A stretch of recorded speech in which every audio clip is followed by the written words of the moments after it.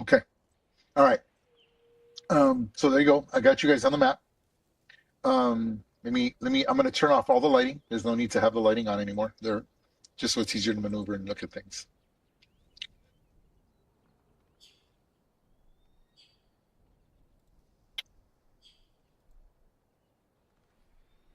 There we go. There we go. Okay. So from what I see, it looks like you captured. I don't think you guys capture anyone. No, right? You guys Nope. had to No, use we did deadly. not.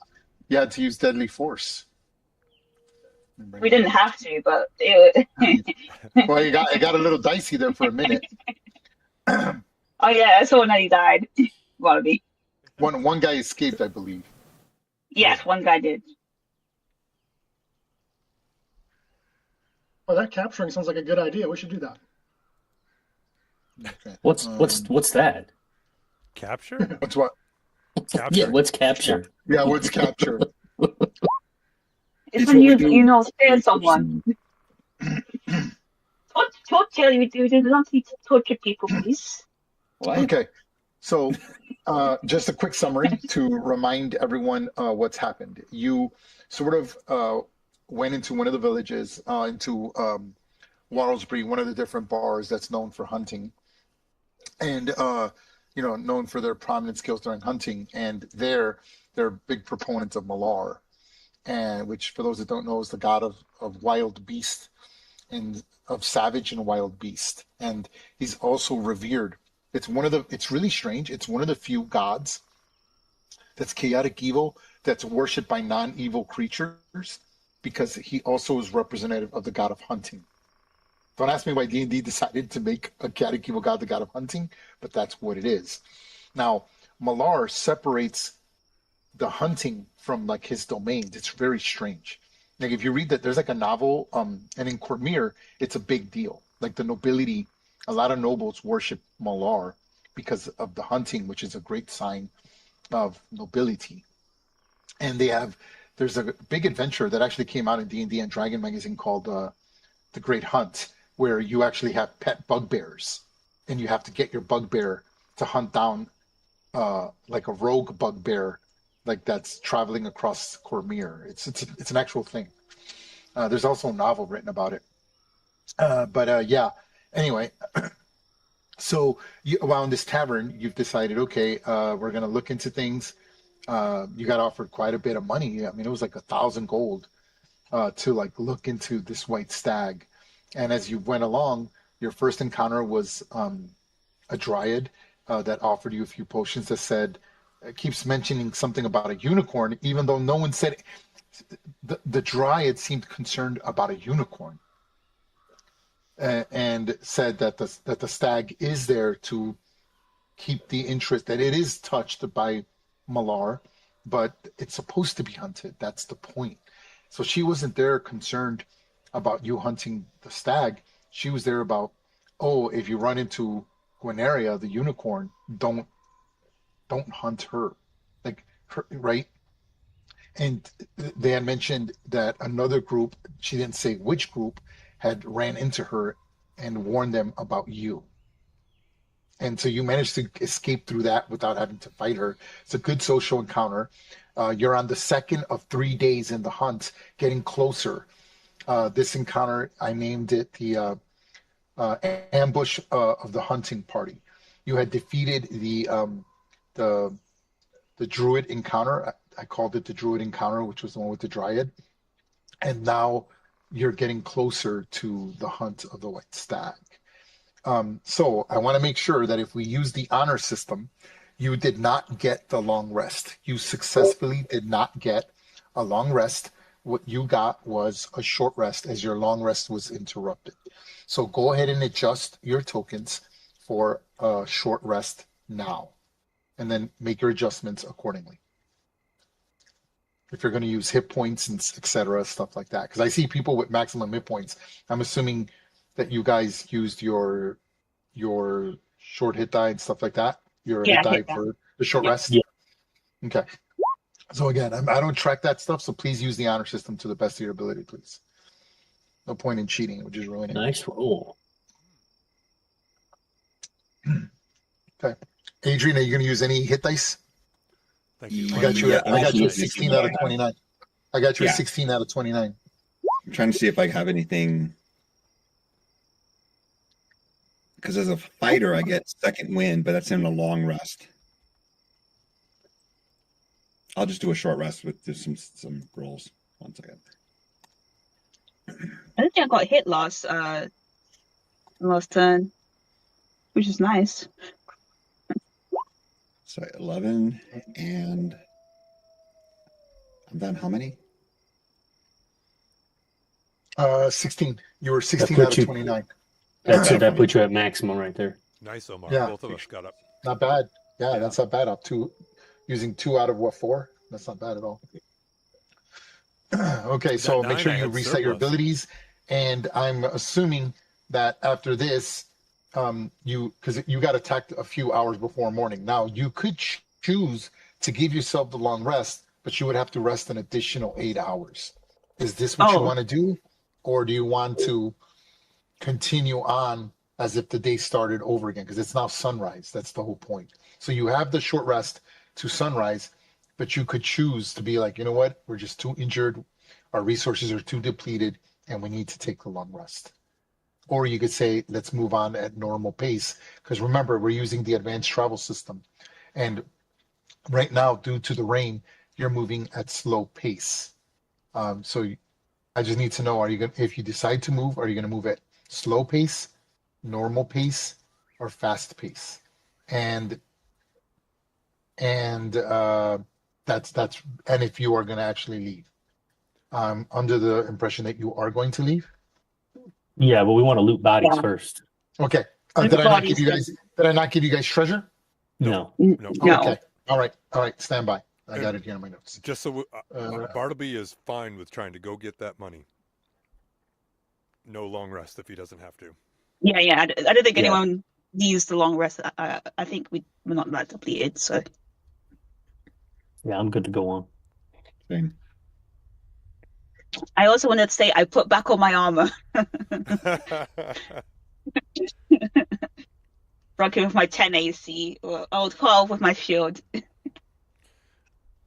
Bartleby is offering to do any mending and or cleaning and or warming up from prestidigitation if anybody needs it. I think the tent needs mending, so there was like one tent that needs mending. All right. I think it was this one right here. I can assist Okay, with that as well. So, okay, so you find you guys fought the wrong group, the Asgardia hunting party. So the Asgardia hunting party, he had arrows that were magical arrows, but you dispelled that. But technically, that's not permanent. That's only temporarily. So you could take the arrows. It's 1 quiver. So if you want that, you could take that. They will reset after a long rest. I And say then we take it, and I don't the care who uses it. and then the group as a whole has 25 gold pieces on them and their basic equipment. That's it. Clearly, they don't have, right? They're on a hunting expedition. They're not taking looting treasure with them, right? They're keeping their weight down. Now, if you Did it want to seem take like they their, had all their equipment with them, or like they had a camp somewhere nearby? they had, okay, it looks like they had all their equipment with them, meaning they had got up and set up this ambush. They weren't setting up camp and then coming here away from their camp. Either they ran into you because you got ahead of them, or they were slowed down for you to come into their path and then deal with you, which you see backpacks, you see like tents, stuff like that on them. So you could try to look for a hunting their camp, but right now they have 25 gold pieces on them and a set of magical arrows plus their basic equipment. Okay, and their basic equipment consists of give me 1 second. I'm gonna grab the rations. Yeah, Oh, definitely. no. Anything that And those we can arrows either- will all cover as well. Just Yeah, anything we the can equipment they have is studded leather. They all have long bows, short swords. That's really about it, and daggers. So you're welcome to take any of that stuff. And again, there are a winged. I believe it was called winged set. Let me look it up. I believe it's called winged ammunition. Let me make sure. There was Any no, rogues? there was no hand axes or clubs or Nope. or nothing like that. Okay. Nope. Yep. Okay.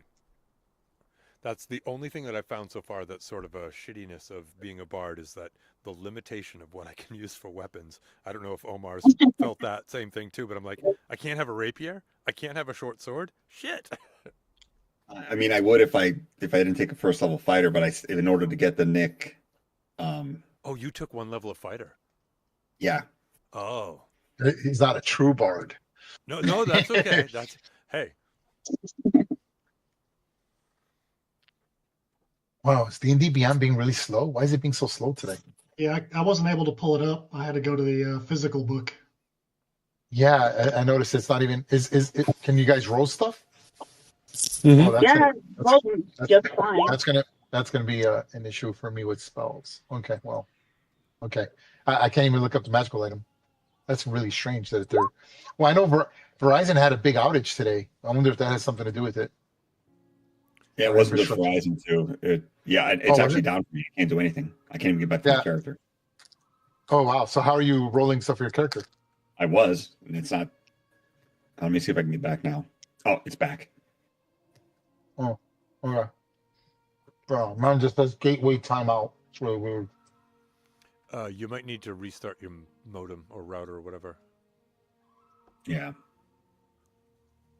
It comes up. I can like click on the tabs, like, but I can't. Like I can start like the marketplace fucking works, right? Of course. Oh, it signed me out. Okay, let me see if I can sign back in. Hold on. Yeah. Yeah, I'm for getting anybody the- else, don't reload your character sheet. Yeah. If you got it up, leave it up. Oh, okay. Well, let's go. Anyway, so yes, 25 gold and their basic equipment. That's all you have on them. And the wing ammunition. Yeah, and the one quiver of winged ammunition. Okay, so I just need to know, what are you going? Let's You guys want press to try to move faster, or do you want to? You want to go normal pace again, or yeah? Because say I think we normal. went normal pace last time, which is Yeah. Yes. I would definitely Yes, say that you- these guys would have been the bigger threat of the other two parties. So it's Yeah, almost these were the advantageous. Northlanders. The other group were the folk. So I'm willing to move faster if that's what the majority is. That's my vote. faster, Okay. like fast pace.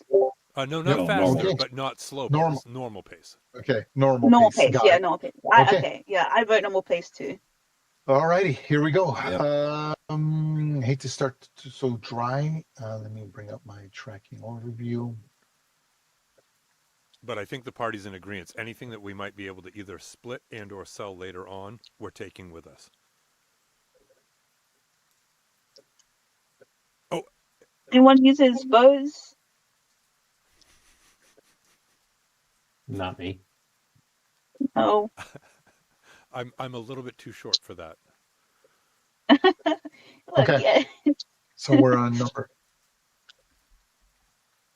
I guess we could just sell them. Yeah, if we can get money for it later, yeah, definitely. But nobody in the Gadabout. I'm the tallest of the Gadabouts, so none of us can use a longbow. Our rangers don't even use bows. Our rangers use scimitars.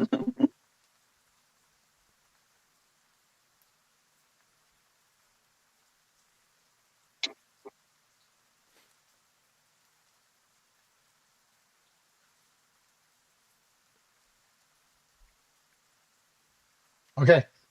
Go ahead. Everyone make a survival check for me. Everyone make a survival check as you decide to move at normal pace. Go ahead and do so.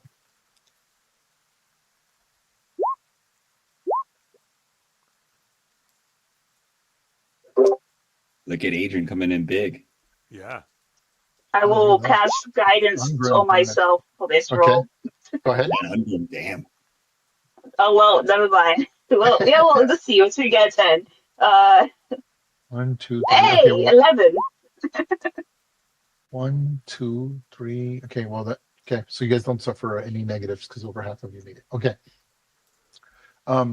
As you continue on to the path, trying to track down the herd of stags to lead you to the albino, the white stag, the albino stag, you notice that humanoid footprints are around the hoof prints of the herd very closely.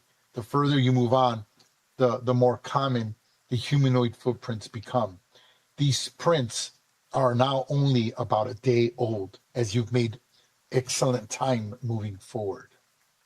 You decide to all inspect the footprints further to gain more information of exactly what you're dealing with. Everyone make a perception check.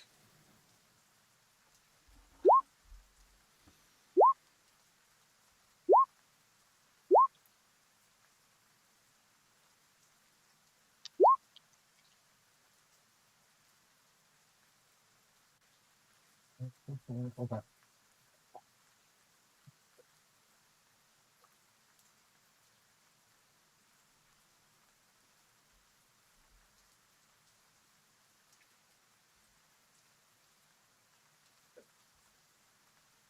Ash is Right. like, what footprints? I'm going to send you all. I'm going to send one character, Bartleby. You're getting a secret message here. Stand by. Or he's saying, yes, I am Like leaving the footprints. the rain getting into your eyes. Okay, here it is. D&DM looks like it's working again. Okay. Yeah. Huh? And then I'm sending 2 whispers to Jaxer and to Ungrim. It goes to Ungrim first.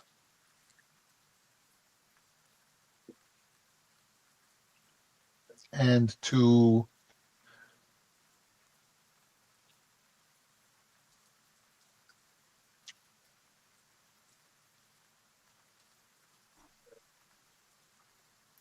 Jaxor.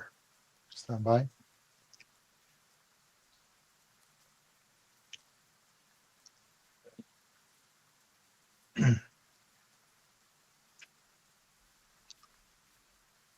There you go.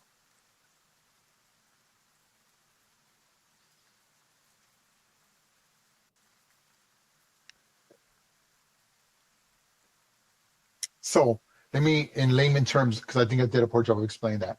So what has happened is, as you continue down moving at a normal pace in the rain and in the deep woods of the stag forest, you push in and you realize that there's many humanoid footprints that are getting closer to the herd every day. The prints that you finally have found, even through the rain, realize that you're only one day apart. So they're getting closer and closer to the herd. You find these footprints, but then you find that the herd, the stag footprints, are going a different direction, and the humanoid footprints that you discovered are going another direction. Now, before I go on any further about role playing, and if you have any questions, there is only one ending to this. Meaning, if you choose to do one or the other, you cannot, there's no way to do everything. That's intentional. You either choose to do this or you choose to do that, unless you divide the party. And if we do that, that'll be interesting. But I'll deal with that if that's what happens. But so again, you found basically 2 sets of prints. You find they are tracking the herd, but then that group of footprints slowly depart in a different direction, deeper into the woods, while the stag footprints go further into the woods, but in a different direction. Now, I sent whispering messages, and it's for you to role play what you've discovered. Go ahead and talk. Bartleby looks at the ground and looks over at Jaxor, a fellow gnome, and says, hey, my cousin Gibbs, he's been trying to teach me how to distinguish different footprints for a while, and I think it might be trying to pay off. It's time again. these might be, dare I say, orc or something footprints. I'm not sure. I mean, I'm not 100%, but they might be. What do you think? Yeah, I think they're bigger than that. I'm thinking giant. You think so? Holy! I mean, Yeah. I'm a little guy, so I just that's what I'm just estimating. But if someone knows better than I do, Ungram says the little ones are right, Manling. That's a giant tracks. We're going this way. wait a minute, hold on. We're Oh, going. which so we're going which, towards which them way are or you away wanting from to go?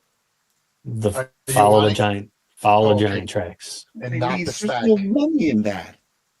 What about the wager? What about the gold, the stag? And a stag is a lot less dangerous than an orc, I think. I mean, a Yes, giant, but I'm the sorry. 1,000 golds, 1,100 gold that we put down. The giant could be a good doom, Manling. We can do So- it later, probably. Let me explain to you. I just to entice you a little more in a dirty way, DM to players. I've named the encounters two different things. Okay. Don't tell me. No, One no, encounter- no. No, don't let No, it out of the bag. no, I have to because I want it to be more argumentative. So one of the encounters, I like naming things, right? One of the encounters, meaning one of the two choices, this is the last encounter, is called White Stag Hill, and the other one is called Ancient Grove. Listen, guys, I'm still not Oh. convinced that this white stag Now, I'm not isn't going a to tell you goddamn which footprints unicorn. lead to what, but I'm pretty sure you can guess if the stag footprints go one direction, which one is probably going to take you to the white stag, and which one's going to take you, right? So I just want to make sure. So you guys are looking, you're like, the money, the whole gold, like we're going to lose. I've said it before. I'm not here for money. I'm here for a glorious death. And the giant could be a glorious death. And I'm here to write a good song, but that means I have to survive to write the gosh darn song. Adrian, what do you I mean, think? not everyone is looking for death like you. Ungram, if I'm you here want, for I'll money slit and your throat not at a night in the glorious sleep. death. Yes, I am the same. All right.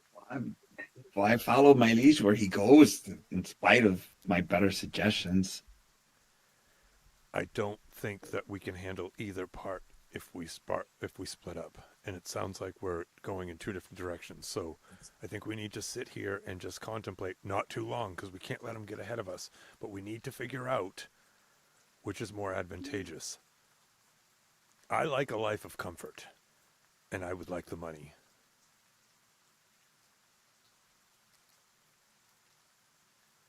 I also second that. I do like life of comfort, and it is 1,000 gold pieces. Could we All right, have well- the rare? Could we have the rarity splitting up the party? Please tell me you'll split the party. Please. All right. Because I'm telling you right now, I am not, as a DM, I am absolutely not changing the encounter ratio. It is set up for 5 players of level 4. So each encounter is deadly. So if you want to split up the party, you're more than welcome to. And there's 6 of you. I set it up for 5. So it might not be that bad. I just but- walked over next to Zadil because she and I are in agreement. I don't know Okay, so who's, Zadil and who's Barnaby, I moving see on their one tokens side. around Who else on the. wanted to go do the? Oh god, this is gonna be great. This is awesome. This is awesome. It's up there. Dead bodies. Wait, dead bodies are moving. So good. Dead bodies are moving. Yes, go on. Ash has to decide, I guess. So, Ash, so you gotta Ash, decide. You see the Go on, tent, right? Ash. You see the tent right here, right? Like this is so great. You're like, oh, okay. The DM's literally telling us not to split up the party, but we're gonna do it anyway. Yeah. Awesome. Love it. Bring it on, bitches. I'm gonna Whatever- die so whatever- badly. If Ash decides to Oh stay, no! then I'll stay. Oh, if Ash, oh, so it's on Ash. Did you hear that? He said that if Ash decides to go with the other group, he'll go with the majority. I guess. Oh, All right. look at that. Oh. Look at that. All right. Really, Ash, I'm disappointed. You're usually the rebel. Ungrim says to Adrian, "This is the last time, Manling. After this, it's my doom." It might be your doom this time. Listen, common sense, Ungrim. I've gained quite a bit of respect for you. But if you want to die a glorious tale, or die a glorious death, is today that day, or do you want to offer your bard to write even one more last tale? I'm still not convinced that this stag isn't actually the unicorn. I've never seen a unicorn. I also don't want to write a song about you saving a bunch of assholes. I don't care if those hunters die. They were jerks. I don't mind killing the hunters. Well, I don't want to kill them. Oh, I do. I'm okay with it. If they go down, I think the other group will go down easier than this group. Yeah, let's go. I want to get out of this rain. How the hell do we succeed on that, dude? That's amazing. We deviated from our murder hoboism. Yeah. I know. And I'm perpetuating No, we'll take you murder to the hobo. stag, and I mean, they probably die anyway by the giants, so or orcs. What is Imagine that? how mad it's going to be if it's like a joint social encounter where we have to like say nice things to the stag in order to get him. Oh man, I'm gonna chop the stag's head off. Oh, absolutely not. We're gonna get that stag's head. Ungrim? This is not the high level party where we're heroes. Ungrim, as long as that stag isn't a unicorn, I don't give a shit what you do to it. Just think that kind of okay, part. remember, in case there's confusion, because I think there's some confusion, it might be on my part.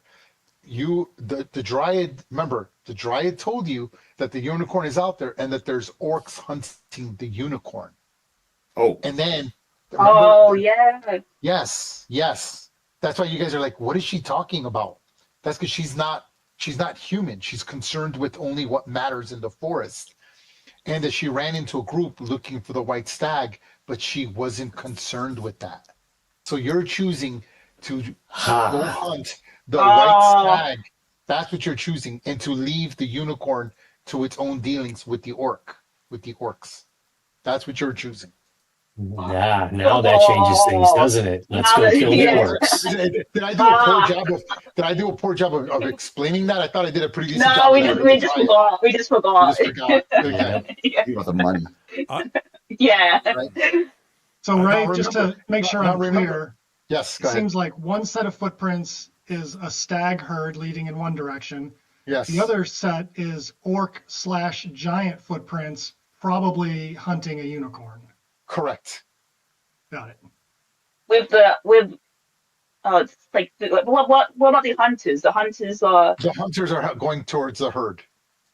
the herd. Okay. So we're going to lose them. Oh. Now remember, the reason I'm doing this is because this is sort of a refinement to how I'm going to do the high-level adventures. These are the kind of choices I want you to have. There is no right choice unless you decide to devise it as a party and screw over the GM, which I think is cool. I like that kind of stuff. I think we should split. Right? But remember, that's kind of the point, right? The point is that you're going to get some advantage to certain things and disadvantage to other things. So if you, like, for example, choose to not save the unicorn, your piety is going to adjust accordingly. Your reputation might change accordingly, et cetera, et cetera. Your rewards, like that we use, faction, right? Like if you're Emerald Enclave, you're going to suffer a piety loss, right? I mean, a faction loss. If you worship a god like Maliki or a forest god, you're going to lose piety because that's a unicorn, right? Over a white stag, right? Now, if you're a worshiper of Malar or hunting, or you're just greedy because you want, that's a lot of gold. I intentionally made it a lot of gold for that reason. Are you willing to sacrifice your morals for the high amount of gold that I'm giving you? Ooh, This is the point of that adventure. that's a question for the four standing on the left. I am Oh, shut up. I'm chaotic neutral. The dwarf who wants to die is telling you that. Yeah, it's like I'm I'm still. thinking like, what would Sadil choose? I think Sadil would still choose 1,000 gold to us. Yeah. I would say. I don't want to. choose Oh, I would say. I'm- Yeah, Jaxor, that's right. This Freaking-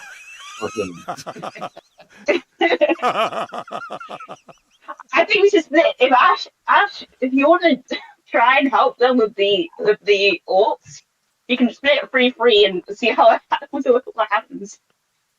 I rather go after the orcs. I'm pretty sure Ash would do the right thing, not the money. Not Yeah. the greedy Oh, this thing. is gonna be great. Oh.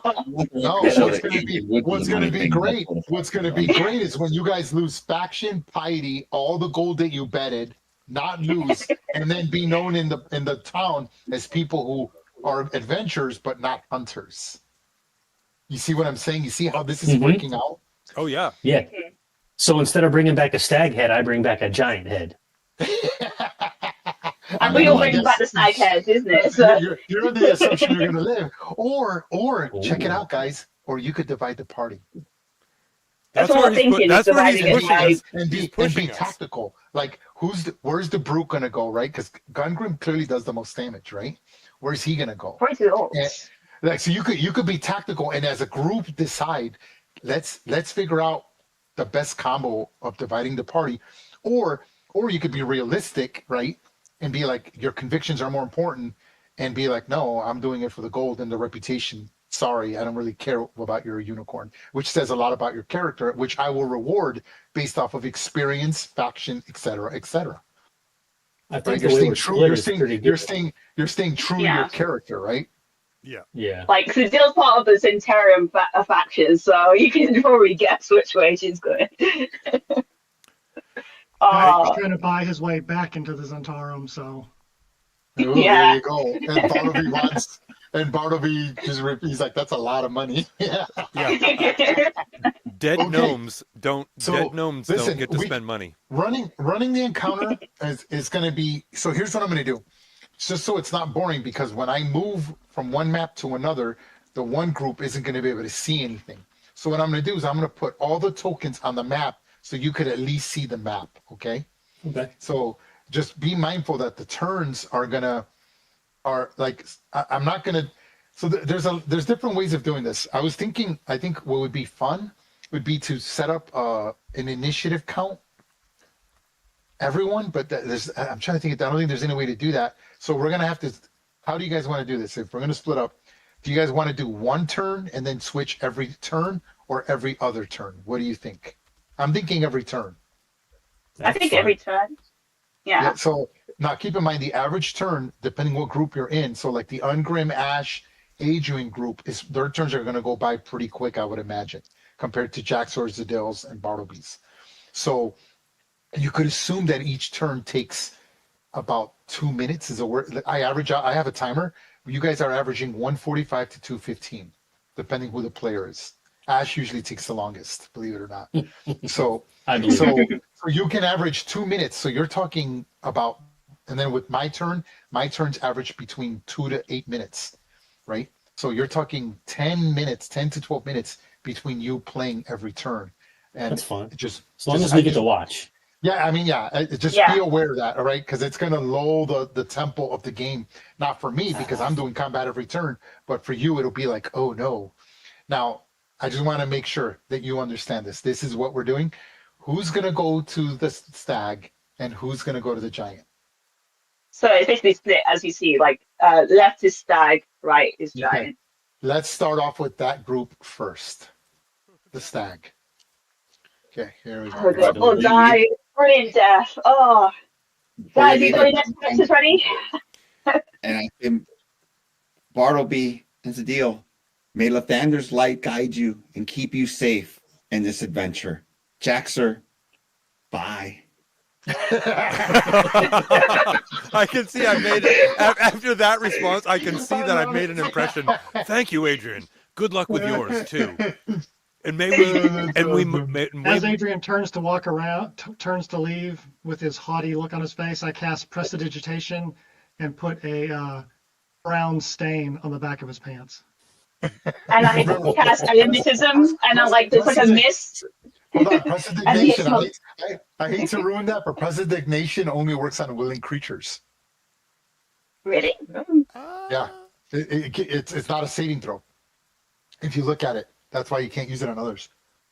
You have to allow the spell to work on you. So you can't just go cleaning people who don't want to be cleaned, or dirty them, or making them smell bad. Think about if you could do that. Be pretty cool. You should That'd use be a fun. presentation. Oh, fart smells. Bloop, bloop, bloop every time he walks. Like, that's basically what would happen. I can cast egotism and I can beckon fire to make embers that have a scent, and these embers smell like farts. There you go. Okay. I literally just say To make the that. sound of it. Just They can remember, fight each other. we'll meet you. We will meet you back in the village. You guys get the stag. We'll get the giant. If you Let's survive, hopefully we all survive. yeah, if you survive, I'll You buy know, you plenty all of the beer. thoughts. Okay, so hold on. I'm gonna put all the tokens up. So let me. Okay, so there is a little bit of lighting, but it's not as bad as the other one. So I'll try to put the players that are not playing in a position where they could see the whole map. Okay, so bear with me here. Give me 1 second. All right, let me grab. Wow, this is cool. This is gonna be cool. This is gonna be cool, guys. You're gonna like this. I think it's gonna be cool. I really like how this is gonna go. Hold on. Oh, let me grab that right. I don't know what my second character is going to be. You really like this. Mhm. I'm gonna have the biggest smile on my face. This could be a total party kill. It'd be awesome if it was. I know. Because I'll kill you guys. I don't care. You'll start new characters. It'll be cool. It'll be a day in history. Okay. Be like, what happened to the event yesterday? Oh, we all died. Oh, wow. Okay, here we go. Putting the three. Ooh, wow, I didn't enlarge all of you. Oh my gosh, what just happened? Hold on. No, delete. What happened? That was weird. Okay, hold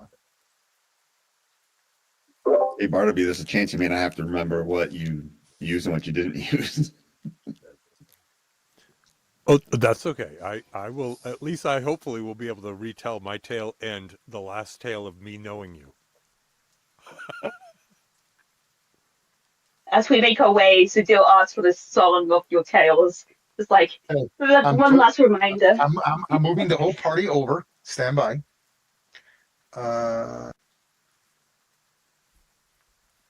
Starting with them first. Okay, can you guys all see the screen? Oh, I haven't put the other three yet. I don't think the other three can see the screen yet. I can just see black. Yeah. Give me To see black. Wait, what? No. To see pure black. I see black too, Ray. Darkness. Hold on. Darkness. Yeah. Give me 1 second. Darkness. Okay, so I want to put the three players right here because they'll be able to see everything a little better. Okay, all right. Now let's see why Do you you're guys missing see? it. Oh, okay, Negative. hold on. It must have reset. Remember I told you I had to reset the settings? It reset your Oh. token settings. There you go. Stand by.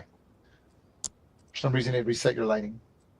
Okay, yep, everything's still correct. Exit double. Okay, boom, there we go. Okay, adjusting Adrian's lighting. So Ray, Right. we're on the Yes. same map, but we're divisional. So could you possibly draw like a demarcation line so that we know, like I'm assuming the way it's looking like it's an east-west thing.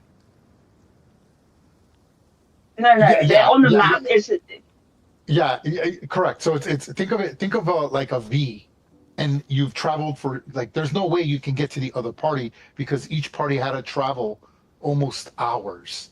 So you're hours away from each other, moving in the opposite direction. So that's double the amount of time. So you're talking about a 2 to 3 hour trek. So you're like 6 hours apart from each other. It's like that, right? Now the map But I'm is going to it show you is the something combat map, like that which type of you will thing? all be on. Okay, if you need to I recommend you restart because I just added all your lighting and usually acts weird. I would not hit refresh. I would log out of row 20 and log back into row 20. Do that now, please, to make sure All right. everything is working hunky dory.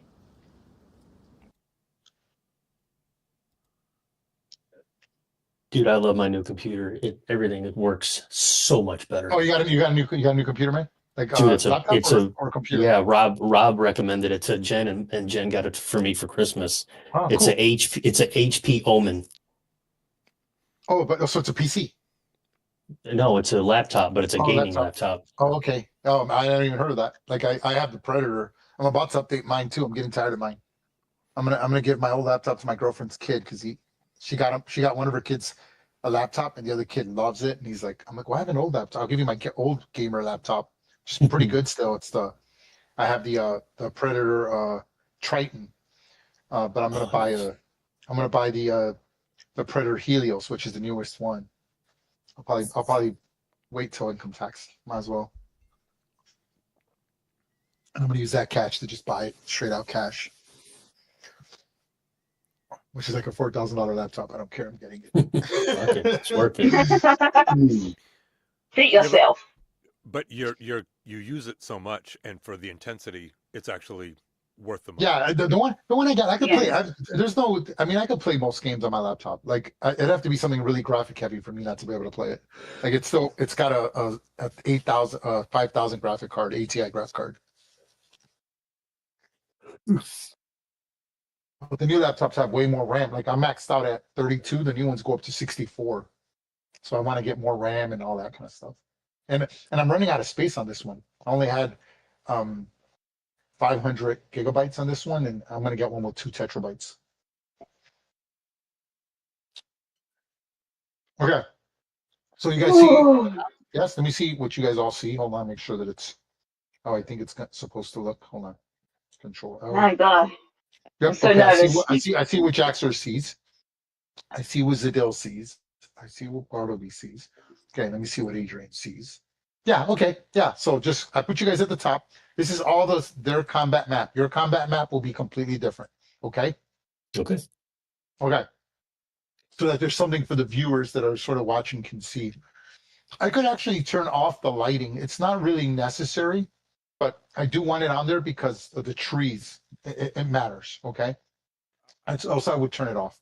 We could use our imagination, but in fact, you know what? Let's do it. It's not going to matter. It really I'm is. good with how it's going. No, because I'll tell you because I'll tell you as a DM, and you'll know as a player anyway. Trees are trees, and we know, right? There we go. Because it does not matter. There we go. The whole map is not opened up. Okay.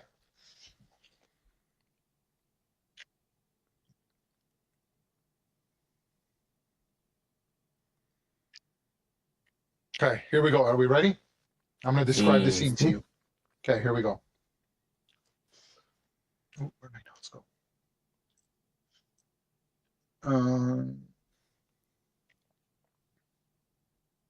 There we go. Okay. Okay. The party decides to divide. The 3 heroes, if that's what you want to call them, pushed and decide to track the white stag first. As you move forward,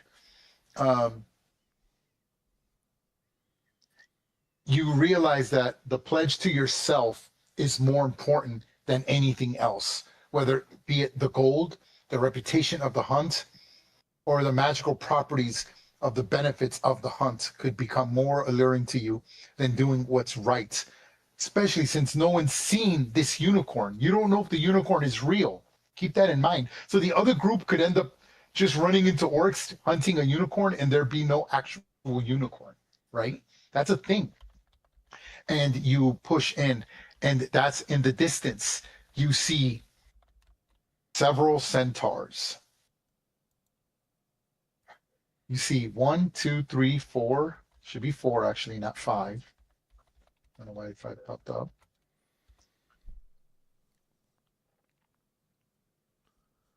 There we go. And you see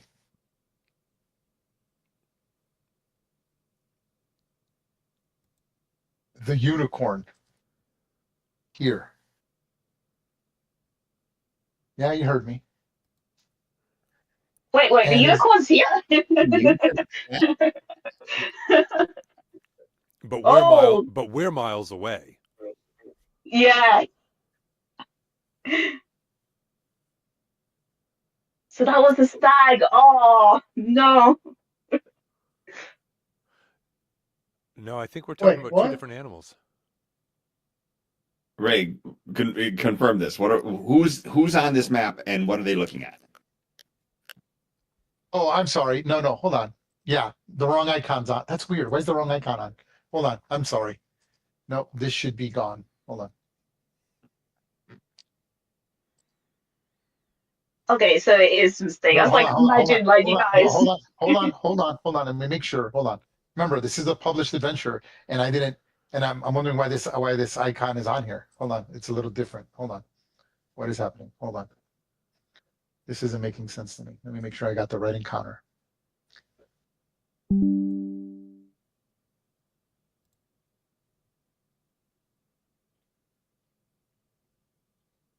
Okay, yeah, okay, that's the right one. Okay, hold on. Here's the other one. That's okay, you did that one. Okay. White Stag Hill. Here we go.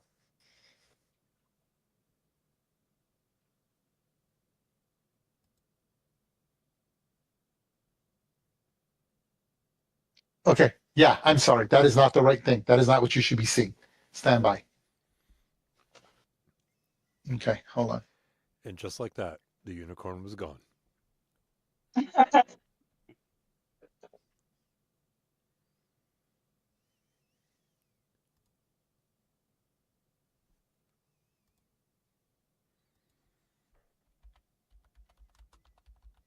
Okay, no, that's not right either. Oh, that's weird. They don't have a token for the stag. Why wouldn't they do that? I wonder if that was just a mistake in their part. It had to be here. I'm just gonna put a stag. I'll put a normal stag. Hold on. That I do have. Hold on. That's strange. Very strange. Okay, okay, I see. There's 3 alternate endings. Okay, hold on. I'm sorry. I apologize. Let me bring up a stag for you. There we go. Okay. White All right, we're stag. breaking the party another. I have three teams out. Yeah. Okay. Hold on. So I need to make adjustments. So I'm sorry. There are 3 endings to this story. So this is just for some reason they don't have a generated map because I guess most players wouldn't divide like that. Okay. There we go. Okay. Hold on. I have to generate everyone in.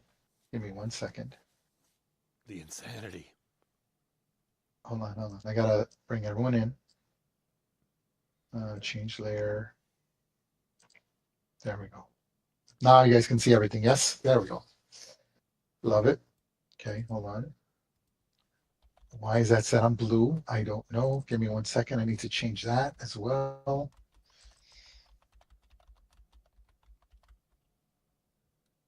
Give me 1 second. Okay, yeah, because I need the auras on. Give me 1 second. Okay.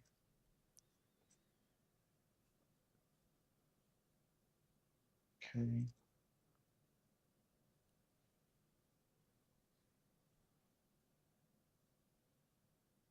There we go. Okay. This. I apologize, folks. I'm sorry. I should have been a little more prepared about that. I didn't know that that's how it divided it, everything. No worries. Okay, hold on. And then we change this to right number. That's not correct. Okay, there we go. All right. So here are you guys. Make sure that you understand that you're seeing everything I'm seeing. There's the party. There's the viewing party. They're not there. Here's the white stag. And here are the archers. Here's the Aksiki team. Okay. Here's the scene as I'm describing it to you as you walk in on the scene. Okay.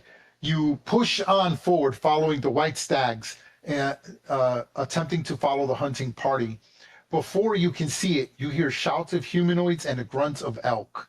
You eventually arrive to a large clearing and see the last hunting party letting loose arrows towards the white stag and its herd. An arrow flies off near you, and you meet the gaze of an angry hunter. He screams out to you, "You're too late. We've found it. Leave now, or you'll be next." The white stag turns to you and speaks to you using telepathy. Her voice rings melodically in your head. These hunters do not possess the true spirit needed to complete the real reason I have lured you all here. Their lust is too great, clouding their decisions with greed and glory.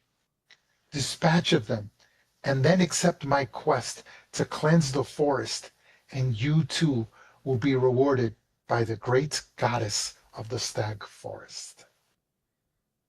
At this point, you realize that you must choose whether you will help the white stag or the hunters, or perhaps take a third option of your choice.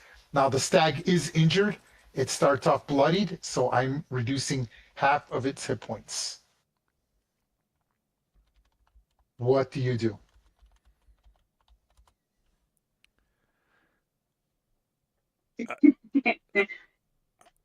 I just told them what Bartleby's thinking. Yeah. Of course. Can we?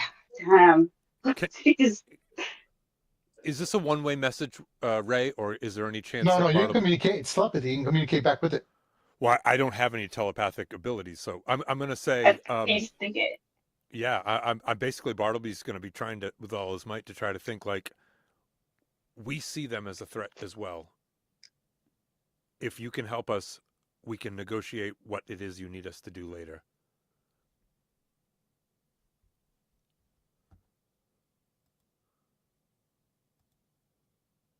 Basically saying like this we're on the posing at the moment that we're on the stag's side. The stag rears its, kind of does like the high-ho silver sort of stance where it kind of like pushes its two high forward legs up into the air as it's doing its best to avoid, because they're just pelting it with arrows. There's arrows stuck into the white stag. This is not a normal stag. It's a large stag, has a lot of hit points, as you can see. Anyone else want to do anything? Jax or Zadil?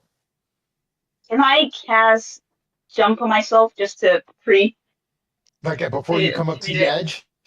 Yeah. Sure. I have no problem with you casting jump. Thank so you. we're above. We're above. We're not in a valley. Yeah, you're like okay. five. You're like on a raising of a hill that's about 5-10 feet up. Okay. Axer casts Blade Ward on himself. Okay, I'll let you do that as well. So you got Blade Ward on yourself. I'll just put a little thing to be representative of Blade Ward, I guess. Trying to find something. Let's go with. It's a good one. Let's go with a lightning bolt for you. And then Zadil casted jump. We'll put the boots thing on her for jump. There we go.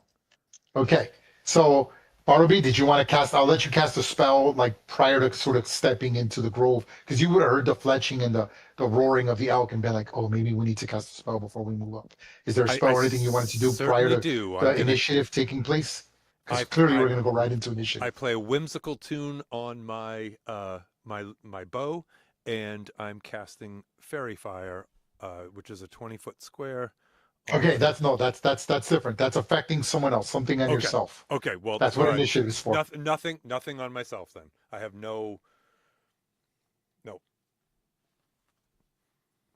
Okay, go ahead and roll initiative, folks. We're getting into this right now. Oh, ay.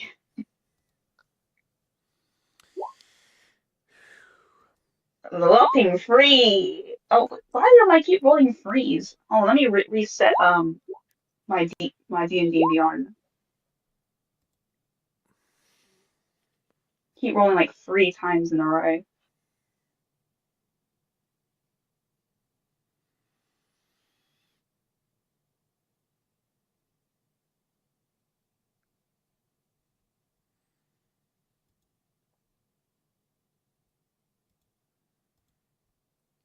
Okay. You guys can see the names on the hunters, yes? Hunter. Let me give them numbers. Yeah, so you guys can target it. Yeah. Let me give them a number. Hold on. 2 and 3. Okay. All right. So there it is. There's the initiative. Ooh, it's a pretty crazy initiative. Let me change this stupid thing. With an 8, I mean, they don't know what attacking yet, right? Holy shit! Them. Okay. So yeah, well, that's why I'm taking my actions first, because I can kill the stag. So as you're approaching and you're talking to the stag, the leader responds how I said. He's like, "You're too late, fools. It's ours. You could help us, but you haven't really made a decision." But even while he's saying that, they're shooting arrows. So Hunter 3 doesn't attack the party. It's attacking the stag. So here goes. If the stag dies, it dies. Here goes, it's to hit on the stag. The hunters, remember, they have short bows. They're still within the range of 80 feet. Here goes the attack on the stag.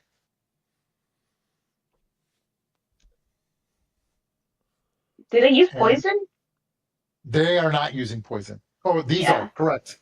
No, I'm sorry, they are not. I need to Because remove you said that they don't. correct. Yeah. Correct. Hold on. I'm removing that from them. Correct. They should not be. Okay, hold on. I'm gonna roll again for the damage. Okay. So there we go. Or actually, I'll take the 4. So 4 damage. So Hunter 3 shoots an arrow and grazes the stag as the stag is attempting to dodge the arrows to the best of its ability, taking 4 damage. Hunter 1 sees you, sort of takes cover by the tree, so has temporary cover, and then attacks the stag from there, hitting the stag for another 6. Okay, Hunter 2 aims and fires at the stag. Natural 20, 8 damage. Right? You can see the aura of the stag changing. Yeah. As it is now critically injured. Bartleby. Okay, so I'm going to cast Fairy Fire, and I am going to. Yeah. Okay. Let's see. I think I can do all 3. Yeah. All 4. Excuse me. Oh, 20. Okay. So the progenitor tree is right here. It says it's only verbal. If you want it to be verbal, then I sing something, but I would prefer to have it be that I play something on my bow. That's sort of sure, of course. And Fairy Fire. Okay. What's my DC? My 13 dexterity? Yep. Okay. Here goes for Hunter 1. Fail. Hunter fail, 1. Fail. Have no fail. Fails it. Fail. Hunter 2 succeeds. Ah. Hunter 3 Fail. fails it. And then the main leader Fail. Come on, fail. fails it. Folks, So, 3 out of 4 is not bad. Put the yellow dot. I will put the yellow dot, the yellow flame, or I'll put the little light thing to show us that it has a little sun thing. Yeah. You said Hunter 2 was the only one that passed. Correct. Yes, correct. Just want to make sure.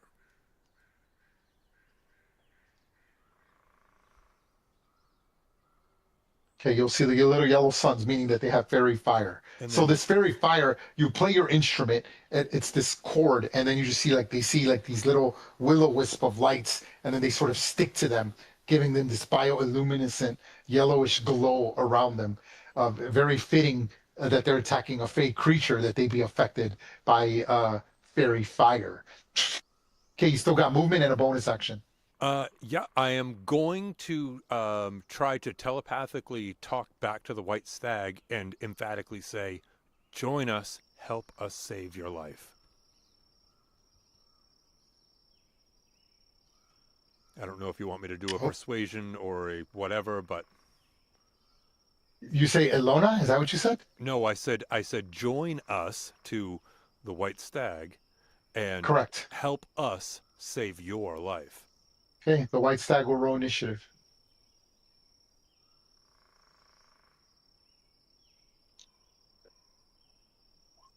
Actually, no, we'll go below 8. There, so we'll put him at 8.5. Oh, and Bartleby, I don't know if you want to call that as 10. I'll say 15, 20 to be able to get partial cover. And would you like to put a concentration marker on my icon so that you know that I certainly will. Give me 1 second. Sometimes I'm much too honest. Yep, there you go. Okay. All right. The white stag. Oh, let me put you there. Put you there. Put you at 8.5. Put the stag at 8.1. Oh, you're not going to give it the 18? Nope, because its initiative already passed. Okay, so are you done? So you take cover, you push up. Okay, the white stag goes next. Oh, and I give like a little head nod to Jaxer and Zadil. because I'm assuming they don't hear my thoughts as like a thought of approval, like move, attack. Okay.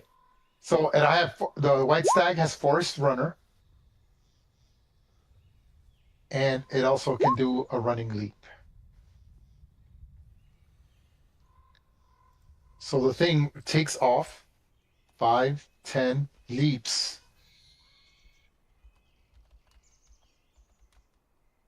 and then runs. Running that way. Maybe it's It going to jumps- cast fireball. It jumps into the vegetation to take as much cover as it can, using putting you in between it and them, ending its turn. The archer doesn't appreciate getting pelt by a fairy fire, and he now sees that you clearly meant to do harm, and he actually is displeased. He says, "You fools!" He goes, "You're allowing the white stag to escape. You take the glory from us. Malar will be displeased. It is the great hunt." And sort of he shifts inward. Again, he doesn't suffer from difficult terrain. And fires 5, 10, 15, 20, 25, 30. Right here. No, 30 right there. And fires a shot at a Bartleby. A Bartleby, according to where you're at and what I'm seeing, I'm going to give you the +5 to armor class. Here goes his attack. Okay, he makes 2 ranged attacks, and he can make 2 melee attacks. So he's going to fire 2 shots at you with his long bow. Here goes.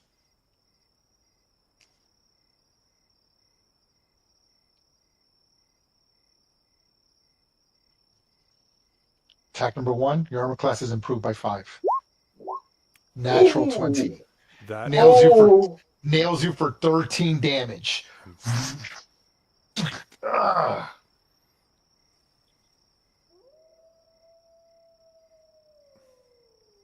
Wolf howls. Okay. Fires a second shot at you.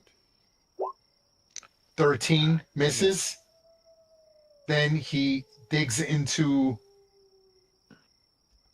That's 5, 10, 15. Yep. Okay, no, that's far. And then I will use a cunning action to dash.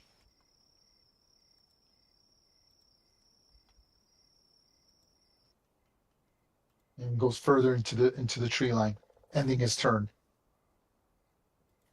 Jaxer. All right. I'm going to pull out my hand crossbow, lean around Zadil, and take a shot on hunter number 1. Okay, cool. Go ahead. 21 to hit for Nice. 17 damage. Oh, yeah, that's a good hit. You decided you did a where you don't move, right? Wait a minute. Which? No, who's he's second got after? fairy 'Cause- fire, so I got advantage on it. Right? Oh, Yes. that's right. No, Yeah, no, that's right. Yeah, this one. Yes, that's right. So you don't. That's right. You get the sneak attack because any attack that grants advantage, you get a sneak attack, right? Yep. Well, again, too, you get an axe. Yeah, Yep, in case okay. you get a nat 20. You said Hunter 1. Is that correct? Yes. Okay. So yep. So your arrow goes flying through the air. 17 damage is massive. Wait, hold and on. Roll that you to see if you get. Oh, criti- ooh, okay. You No, critically no, injure. that's one. You critically injure Hunter 1. As your arrow goes flying, the arrow just pelts him. I imagine it gets him right in his abdomen somewhere, like his side abdomen, almost near his lung. He screams out in horrible pain as now they realize that they have to fight for their lives. It's one thing to hunt animals, a completely different thing to hunt man, right? Anything else, Jaxer? Yep. I'll back up into the bushes and bonus action hide. Go ahead. 15. Okay. My hunter veteran sees you, but the other ones, they all see you. The lowest passive perception I have is 15. So Whoa. you attempt to hide, but they have a keen sense of observation. This is why. Each of these I'll try to hunters tuck has, into the bushes and get Yep. any kind of cover I can. which you do. Jaxer is a gnome, and those are trees, so that improves your armor class by 5 because you are small, right? You're not medium. Oh, I'm Yeah, tiny. and Bartleby, you're small as well, right? I am 41 41 inches, I believe. Yeah, okay. Yeah, well, because you have a choice now. Dwarves and halflings can be either medium or small now, depending on your choice. Yeah. Okay, that's it, Jaxer? That's it. Going on to Zadell. Alrighty. Seeing that Hunter 2 does not have the fairy fire, Sidil is going to use her bonus action to do what's it called? Innate sorcery. Okay, to give you advantage, yes. To give me advantage on number 2. Let me just pull it Okay. up. And then I am going to use a level 2 chromatic orb on Hunter 2. I'm gonna put this cool little halo thing on you to show that you have this aura of like sorcerer's power. Okay. Yeah. And then you're gonna what now? Basically aim at Hunter 2 with the chromatic orb. Ooh, go ahead. Okay. Okay. His armor class is improved by 2 for this attack. So he is currently armor class. They don't have very good armor class. They're not as good as they're not as aggressive as the other ones. He's armor class 14. I'm sorry. And so with the cover, he's 16 armor class. So go ahead and make your to hit. Come on. Big whammy, big whammy, big whammy. Oh yeah, cold, of course. Come on, did I roll any? Nope. 18. 18 to hit. Yeah, that's a hit. You hit me. I'm currently 16 armor class. Any extra numbers? None. So you did a total of 13 cold damage. That's a good hit. I was aiming for that as doubles, but unfortunately didn't get any. He is bloodied by that attack. So you explain to me what I'm seeing. So you can see, like, as she does her innate sorcery, this power just surges through her. Her eyes start to glow again, and she just summons these thousands, not hundreds of these ice shards, and it's just throws it onto the direction of the Hunter 2. Okay, love it. Yep, no. This ice attack comes, and it's like this little orb of multiple shifting colors that fly off. The hunter does his best to dodge, but your aim is true. It kind of shreds through the trees, knocks the branches, and hits him and freezes him. You see his cold breath, and he screams from frostbite damage, probably to his arm. He's like, ah! And he does his best to take cover, as they're taking you very seriously at this point. Anything else, Ado? You gonna move? Yes, of course. Zadil is, let's see. Where's all the brush? Where all the cover is. Can I move there? Yeah, I can just about get there, I think. Just move west. Group up. I'll move just over here into the bushes to get some cover. Okay. I'm going to go one more turn, guys, because their turns are going by very fast, okay? All right. Hunter 3 shoots, is going to come out of cover. 5, 10, 15, 20, 25, 30. We'll use a cunning action to dash. 5, 10, 15, 20, 25, 30. And we'll fire a shot at Bartleby, wanting to remove this spell. Here goes, what's the range that you're at? Because my range is 80 feet. You're at 65. Awesome. Okay, and it takes a short bow shot at Bartleby. Here goes. 16. Your armor class is improved by 5, Bartleby. From this direction, it's improved by 2, not 5. That's a miss. Sorry. Okay, so the arrow barely misses you. What's your armor class normally? 15, so we went to 17. Yeah, 17, so just misses you. It misses you by a few inches. You see it cutting through the brush as they're trying to take as much tactical, they're trying to get the best way to hit you. Misses you, ending his turn. Hunter 1. 5, 10. Again, they have the ability, they have forest terrain movement. 5, 10, 15, 20, 25, 30. I will take my cunning action dash. 5, 10, 15, 20, 25, 30. And that has a clear shot on Bartleby. Here goes the shot on Bartleby. 15. You have no armor class improvement at this point. Unless you're in the tree. Are you in the tree? I can't see. Hold on. No, you're not. Okay. Does a 15 armor class hit you? My base armor It class does not, is, right? My base armor class It's is 16. 15. 15. 15. So he hits you for 5 damage as an arrow goes flying through the air. Make your concentration check. What's my target? 10. Okay, Save. you succeed. Okay, Hunter 2 pushes up. 5, 10, 15, 20, 25, 30. I will use a cunning action. He draws his short sword. 5, 10, 15, and engages Bartleby in melee combat. Here goes. And misses you. Oh. So he tries. So you're like fighting in the brush, and you're like, holy crap! You just see him stabbing at you with his short sword, hitting branches, cutting through the brush. You're like, holy crap! They're trying to end me because of this spell. Okay, Bartleby, your turn. Okay, fellas. For the first time ever, I play something very similar to Shatter, but I am doing Thunderclap. Oh, that's the cantrip, right? Yes. Okay. Hold on. Yep. Just a Here goes second, my I'll put it DC. up. Here goes my DC. And he Oh, succeeds. He damn. takes half damage or no damage. I just popped it up. 1d6. Yep, no damage. No damage. So Okay. you play this chord that's like really thunderous. It does make him have to put his hands over his ears, but he's able to do it in just enough time before any significant damage. Other than disorienting him for a few seconds, it doesn't do much. As his head shakes, but again, a seasoned hunter. You still have a bonus and a move. Okay, so shit, I can't bonus action healing word because that's 2 spells. No, you can because it's a cantrip. It's cantrip. Oh, One's okay. a cantrip, one's a Okay, non-spell. well then I'm going to do healing word on myself for 7. Okay. Got back 7 hit points on your token. What else? And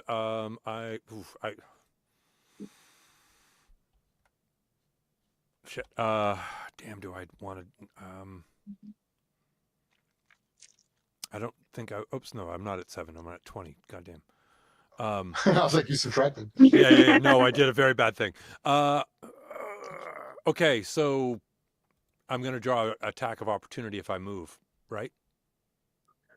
That is correct. Okay, I'm going to take my chances. I am going to go up and stand next. I'm going to try to go up and stand next to the white stag right here. Okay. Here goes. The hunter attempts to stab you with his short sword and misses you. Nice. So I imagine he tries to stab at you and you make like a slight tumble, like a rolling tumble, barely missing you. Right? And you're like running, holding your lute / bow, and you make it next to the stag. Anything else? I look up in the stag's eyes and I give this look in the sense of like, I know you've got more abilities. Do it. The stag looks at you and the stag will attack. Here it goes. Hold on, let me put it in the right place. Come over here. Shrink this down a little. There we go. And he pushes in to attack right here. And attacks Hunter 2. Here goes his attack. He gets 2 attacks, one with his elk horns and one with his hooves. He attacks with the gore attack first as he charges forward. And hits him for 8 damage. This critically injures the Hunter 2. Then he tries to stomp him with hooves, killing the hunter. Yes. Nice. And this is an actual creature. This is not like a made-up creature.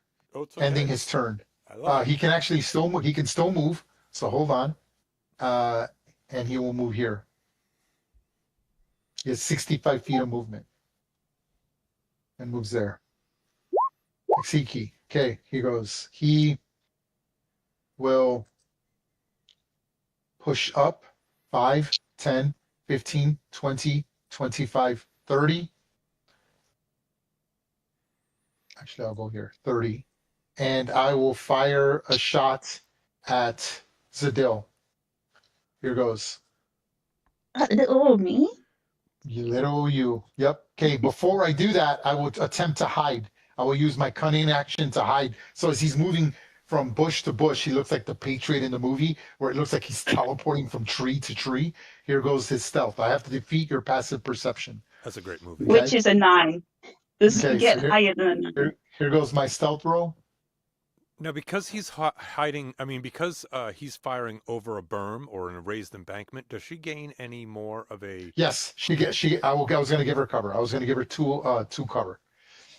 So Also, he has fairy fire on him. Can he hide? I don't think he can. Oh, he yes. can't hide with fairy fire. He cannot hide. Oh. Correct. Thank you. He Excellent. attempts to hide. Oh my God, you're Still saying uses, that. he doesn't know that. He tries to use his cunning action. You see him hiding, but you're like, you kind of almost laugh, showing you that he doesn't know how to deal with humans, right? Like humanoids. And you can see his ambient glow. You're like, "Ooh, you fucker, I see you." And he takes the shot at you. Here goes. With his long bow at Zadil, your armor class is improved by 2. Here goes. 18. With the improvement of 2, it just barely misses.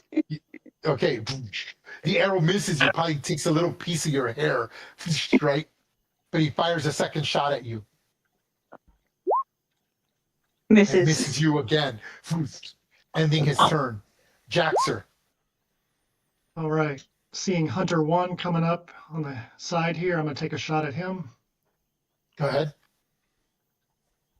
You have advantage. Yep. It's a good combination, you two, with that. Yeah. 22 to hit for 13 damage. And you finish him off. Call it. Yeah, I didn't really do a good job of hiding, but I'm kind of concealed, so he sort of forgets where I am, and he's focused all on the main group over here. And I just take a shot and clip him right in the neck. Drops him. You just see blood spurting as he hits the thing, and he lands bleeding a pool of blood, gagging and choking on his own blood. What else do you do, Jaxer? Then I move back behind this tree and bonus action hide. Yeah, go ahead. 15. You need to defeat a 15 is your lowest. Okay, yep. You try. You're trying. I'm gonna have to take you out next turn. Zadil, and then we'll switch to the other party. Okay. Okay. 1 second. Let me reposition where I am being. Okay. Sadil is going to move 10 feet and jump 30. Oh, that's right. Well, not really jump, but yeah. Let's see. I'm trying to get a good shot on him so he doesn't get like full cover. Because that big tree's in the way, right? Like, right in front of him. Yes. So okay. So he's not in full cover. Because he's human. Okay. Only small creatures get the full cover. So he's at +2 to his armor class. Now you see he's wearing studded leather. The other hunters are only wearing a leather armor, and he seems rather skilled, even more so than the last guy you fought, Asgardia. Okay. So here's what I'm going to do. I'm going to jump over to this tree over here. Okay. And then I'm going to try and have a little pot shot at him. Okay. It's a bonus action to jump like that, right? Or is it just it's just a free action. Yeah. You sacrifice 10 feet of movement or something, right? Yeah, okay, got it. Yeah. Go ahead.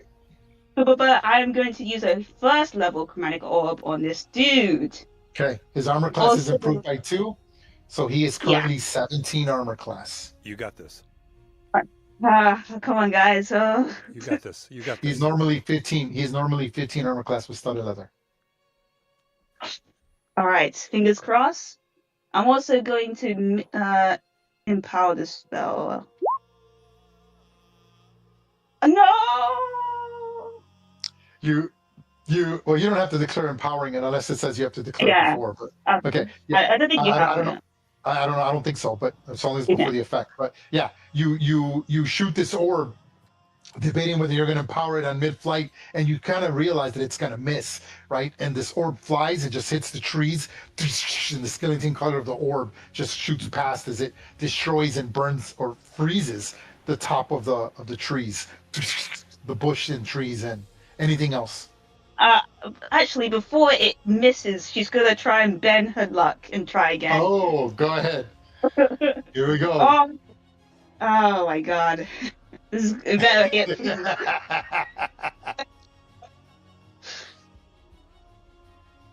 Come on. Worse. That's worse. Your luck is not holding out today. No. You try to manipulate the forces of nature itself, right? By focusing your raw, chaotic, primordial energies. Unfortunately, reality bites back, and your orb just kind of like hits a lot of the brush, freezing it, and then crystallizing and cracking above him. Anything else, Sidel? Just getting covered behind the tree here. Okay, now we're gonna go to the other group. Here we go. Okay, we're stopping here. Going to the other group. Stand by for the other group. I'm gonna push your tokens over there. I haven't set up their tokens yet. Give me 1 second. Okay, hold on. This is gonna be really interesting.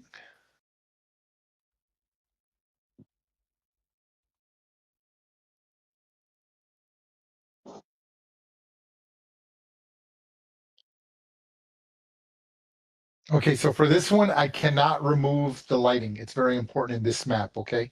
So you're gonna have to kind of suck it up how it's gonna go. I'll try to put the other tokens where you guys can best see the map, okay? That's the best I can do. Give me 1 second.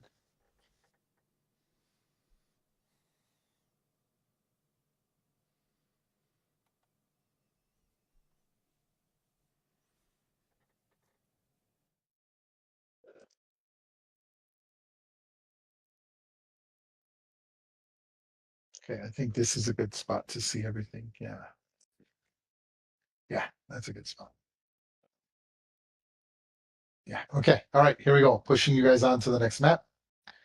Okay,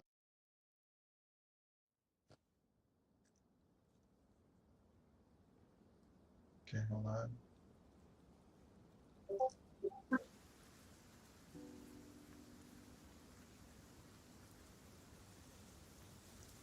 Okay. Can you guys see the map? Yes? Yep. See what you guys can see. Hey, Yeah, Ray, okay. just So remember, for those the streaming Dale at home, Bartleby, I put you guys where you guys can kind of see things the most. can you Okay, I don't know why. pull the lighting from me so that the stream can see what's happening? No, there's no way to do that Okay, I'm no, aware that's of. cool. I had Here, to ask. I'll put you in the center though. How about that? I can No, put that's you cool. here. That's probably a little better. But hold on, That's I need to change this because this is not correct. Hold on. Not to worry. Let them have, have hack at it. Yeah, So yeah. Hold on. I gotta adjust this accordingly. Hold on. Okay.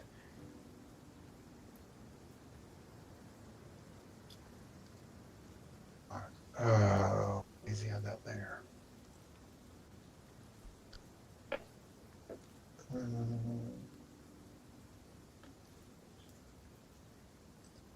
Okay, there we go. Okay, cool. Okay, here goes. Stand by. I'm gonna read to you what you're witnessing in a second here. Okay. Okay. Can you guys see that?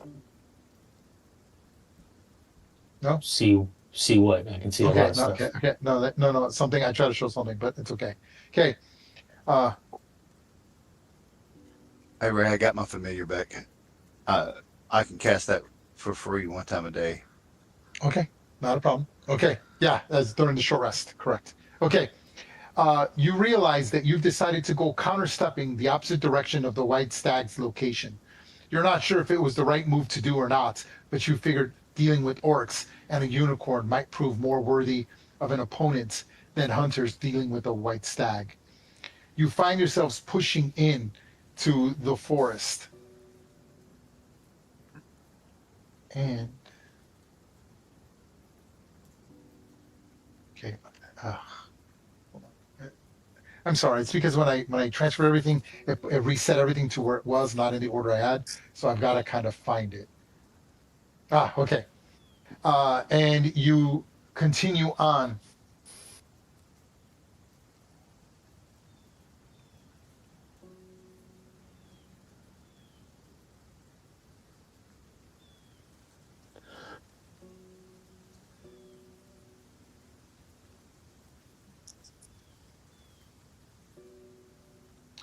A clear blood trail can be seen directing you towards the direction of an abandoned, ruined section in the forest.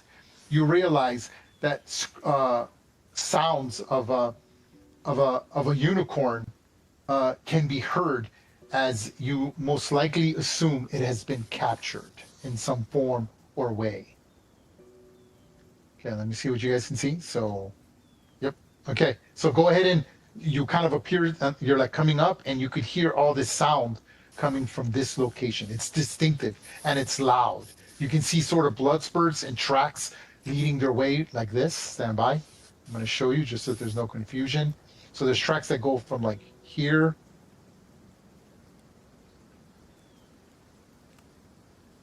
Oh, it's cute. Yeah. Like this. Okay, and then there's more tracks coming from this direction. Like that. Cool? Mm-hmm. Okay. What are you going to do? We're gonna stealthily roll up there. Okay, so that's what I'm asking. Are you guys slowly, if you're stealthily moving, we're going to consider this almost like combat. So make half your movement and move. And then, again, the rules of stealth in combat do not apply to group stealth. So these are individual stealth checks. So everyone, if you're moving stealthily, move half your movement. If you're moving through bushes, rocks, trees, bushes, that's all difficult terrain. Right? All Can of you we are. cast ahead. spells?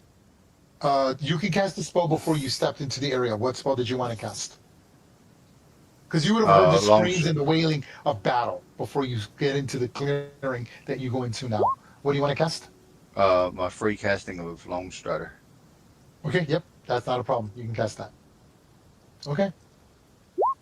I'm gonna That's- rage. Okay. Oh, so you're raging. You're not messing. So you're like, okay, I'm not messing around. Got it. You already got the rage marker. Adrian, anything? Because No, I just walked forward. Okay. 5, 10. Now hold on. You didn't have to start your tokens from there. I just put them there. Let me show you where you could start off from. So in case you want to position your tokens from a different location, we'll say anywhere there. So put your tokens anywhere you want to start off there. Starting off there then. Okay. I'll go Got it. back 10, 15. Yeah. There.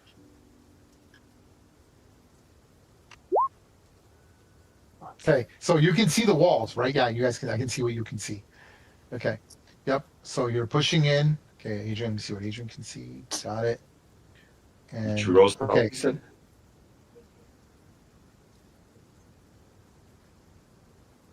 Why did that not? Oh wait, hold on. That's why. I'm gonna Here's give my vision other to the. s- I'm gonna give vision to the owl. The owl's vision wasn't on. Getting in vision now. Both. Okay. Nice, Ken. Nice, Ken. That's Okay. for stealth. Yes, I was about to ask you. Everyone make a stealth check. Not bad. Okay. Hey, And then Ray, I Adrian had 17 advantage. I had advantage, Ray. for the stealth. No. Yes, because of the owl. Correct. Which is so strange. But yeah, I imagine he's using hooting sounds to conceal your movement. Okay. So 20. Okay. So you succeed. Okay. So you can move again. You again. I want to make sure that you hear struggling, you hear fighting, and you hear orcish. Does anyone speak orc? Nope, only goblin. Okay. It gets louder and louder. Go ahead and make another move up to half your movement. Let me know when you're set in.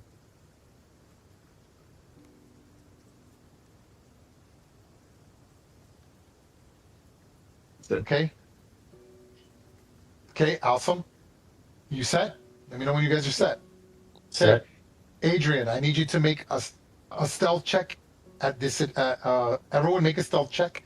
I get to roll with advantage to detect you. At least two characters do. Here goes my check. Yeah. Good luck. 8. That's a 9. Okay, and the other one. Actually, hold on. I did that wrong. Let me see something.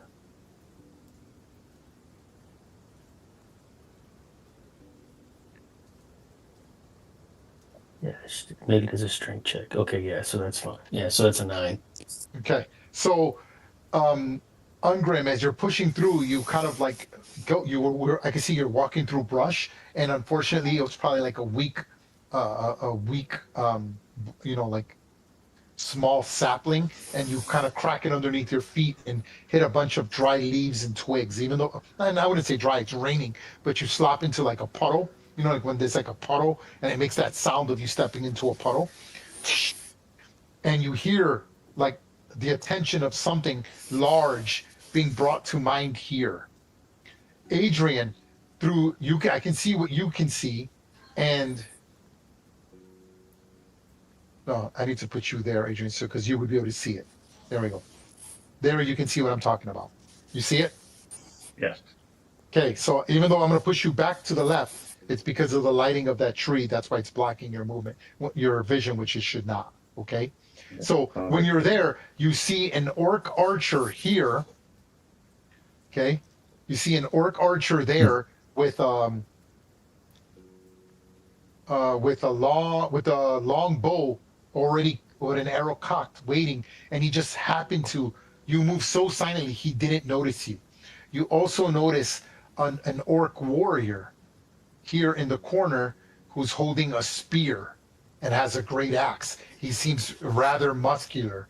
I need you to make a history check.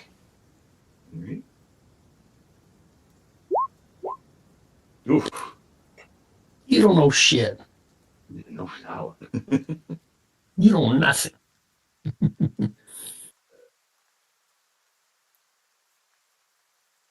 Okay. You just know that they're orcs, unfortunately. You cannot identify what clan they belong to. Okay, so you realize that if you move any further than where you're at, they will automatically see you as you will have no more cover. Okay? So everyone, you do, again, the only one who failed it was Ungrim, and you hear this orc here speak in orc to someone over here in this corner, and you now hear stomping coming from this direction. So I'm going to take my move.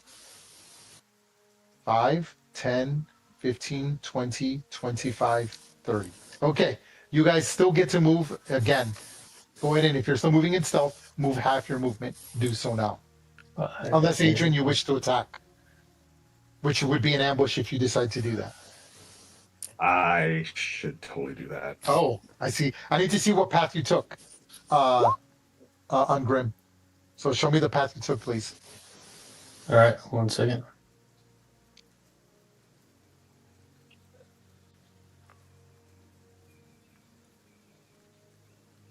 Did it show? Okay. Yep. So right here is where you stop. Okay, Adrian. Yes. Are you gonna move? Or are you gonna stay where you're at? I'm not going to move because I'm going to go where I'm at. Okay. All right. So I'm just gonna put you here so you can kind of see what's going on. In fact, you know what? It'll just be easier for me to remove that lighting. Hold on. It'll be much easier because that lighting's not necessary there. I don't know why it's set up that way. There we go. That makes things so much better. There we go. There we go. Okay. And Ash. Okay, Ash. You're gonna push further there, even though you're hearing stomping coming from around the corner. Okay, is that what we're deciding? Wait. Maybe I was misunderstanding what you were meaning. You're hearing stomping coming from this direction. Yeah, but like stomping, like something big, boof, boof, hulking and stomping like it doesn't have a care in the world. But here's, do I believe there's only one entrance to this thing or two entrances? I don't know. I can't tell you that. I was thinking there was only one entrance to this thing. But It's a ruin. I said it was a ruined building, a ruined structure. if I hear, I'm definitely getting closer to Umgrim if it's I hear a big Okay, stomping. then move your token accordingly. Okay, everyone make your stealth check, except for Adrian. You don't have to make one. So Ungrim and Ash, make your stealth check, unless you want to move Adrian. Then you have to make a stealth check. Ungrim wasn't moving stealthily anymore. Okay, all right. So we're gonna go into initiative. I'm gonna have to intermix your initiative into this one, unless I take a picture of it, and I don't want to deal with that. So I'm just gonna mix in your initiative in here with everyone's, which is fine. It's not gonna matter. Okay, because we'll just skip it. So everyone click on your token and roll initiative. I could get my free attack there. You need to still roll initiative, except you have advantage, Adrian, on initiative. Do I get it with a I 14? didn't need it. Right, do I get it with a 14? Yes. Wait, is that what you rolled for stealth? 14? 14, yeah. No, you do not. My lowest. No, you do not.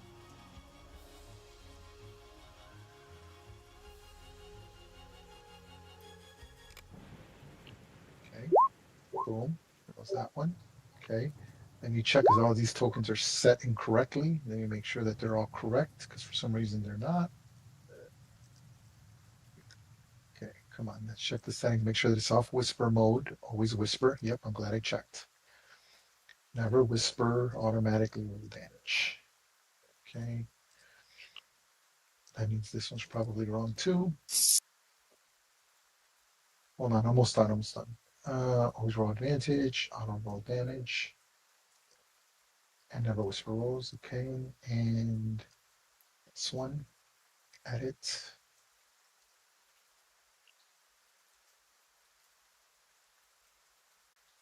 Auto roll critical damage, yep, okay, that one's good. And my giant.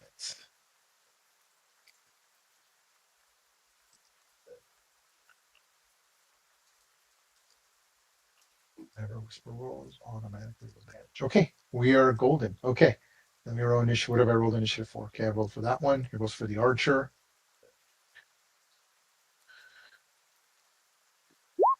Okay, here goes for the other lone orc warrior.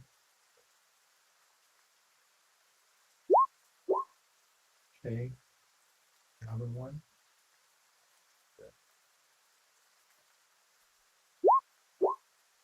And my giant.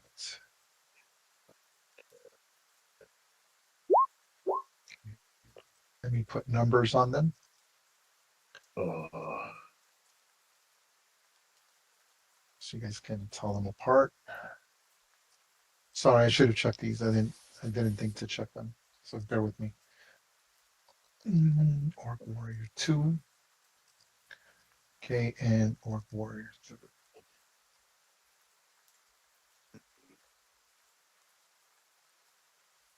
Okay, awesome. Okay, and I need to put the restraint symbol on this unicorn. Okay. All right. Okay, so here is the initiative. Make sure that it's correct. Descending. There it is. Okay, Adrian, you go first. What are you going to do? Okay. You have advantage on whatever attack. You get advantage on whatever attack you decide to attack with. Oh, I'm just going to use the dissonant whispers on the archer. On the okay, you're not messing around. Okay, here goes the archer's save. Here goes. It's DC 12 wisdom. Ugh. Okay, here goes. 17. He succeeds and still takes half damage though. Yes, yes. So he takes 5 damage. Okay. No, the aura's not in the right place. Hold on. I'll change that as I get to every token. Okay, there we go. And he takes 5 damage. So you strike him again. You I imagine you're hiding. You kind of whisper, and the spell echoes very loudly, and you see him sort of jump back. But this orc archer seems rather vicious. He clearly is the leader. So you're having an orc archer, a leader, which makes sense, right? Because this is sort of like a hunting theme. So you're like, holy crap, it's not the orc warriors that are the leaders, it's the archer. And you're like, oh, no bueno, right? Anything else? You still got to move in a bonus. Nope. That's it. Oh, you're gonna stay where you're at. Okay, awesome, love it. Okay, Orc Warrior 3. Let me change his hit points because they're in the wrong spot.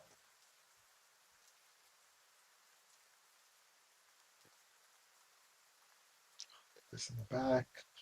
Send to back. There we go.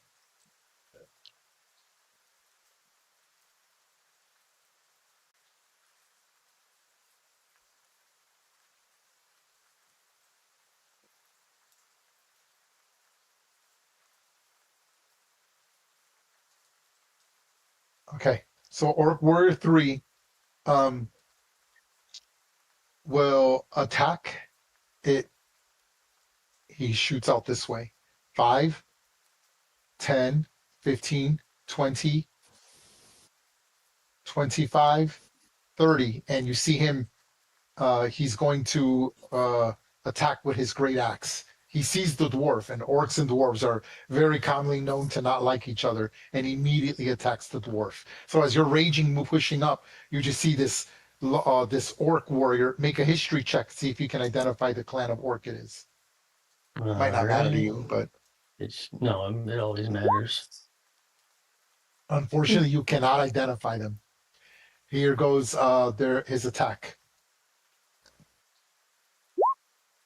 12. Miss. Man, I'm rolling crappy. Ending his turn. No, I will then use a bonus action to use aggressive. And it will move here. There. Ash. Okay. Let's see. Got flank.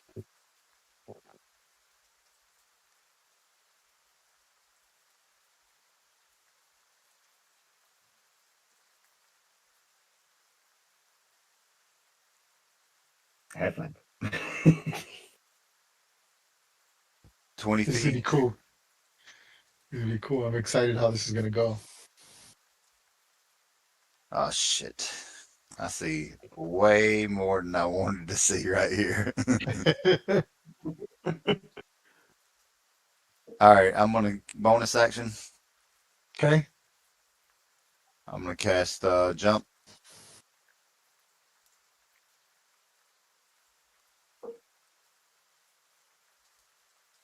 Okay. One bonus action. Yep. All right. And I'm 20, I got 45 feet. I'll take my attack of opportunity. Okay. The orc warrior will absolutely take it. He sees you and cleaves at you with the great axe. Gosh, man, it's gonna be one of those days. All right. All right, it's 25 feet.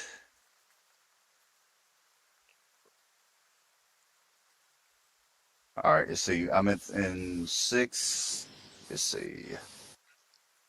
I know it's taking too long. No, it's okay. Go ahead.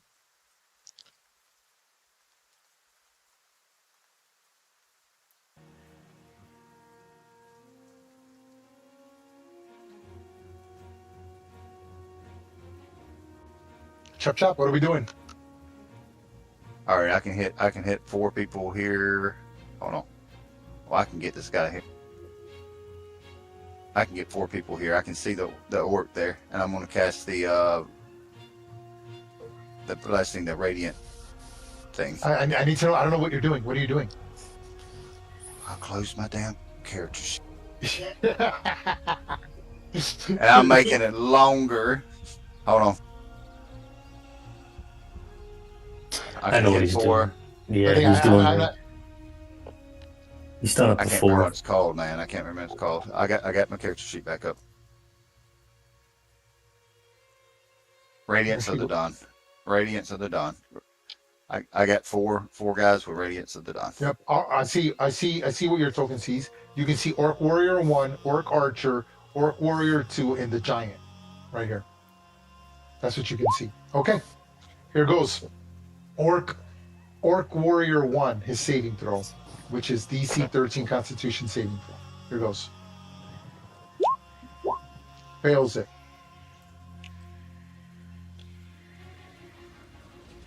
Okay. Orc Warrior 2, Constitution saving throw. Makes it. And, okay, that's it. Now the Orc Archer. So that's 22 damage. You kill Orc Warrior 1. You bloody Orc Warrior 2. Okay, here goes the saving throw for Orc Archer. He fails it. He's injured by that attack. Yes, he did 22 points of damage to him, and he's only injured. I can see this one up here too. Oh, yeah, okay, yep. Here goes Orc Warrior. 3. There goes his saving throw. Succeeds. He's bloodied by your attack. And here goes the giant. And then I'll describe everything that's happened. Hold on.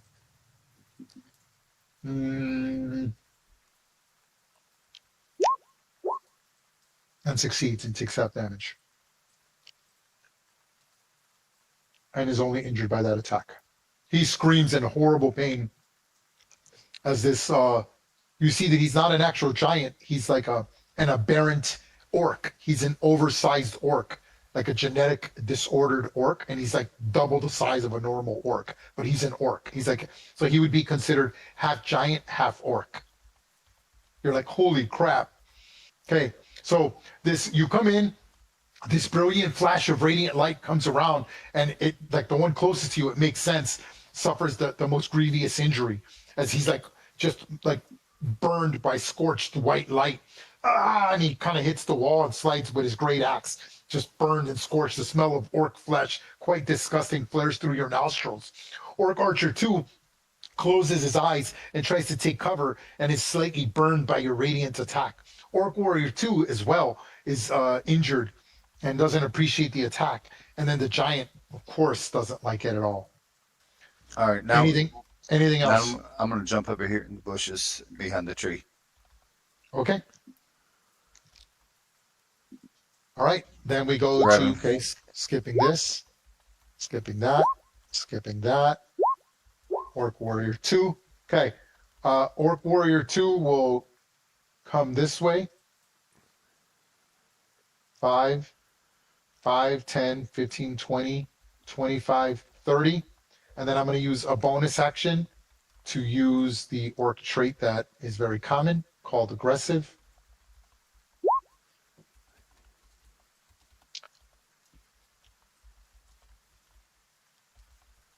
And then throws a spear at you. Here goes the spear, it throws at you. Okay.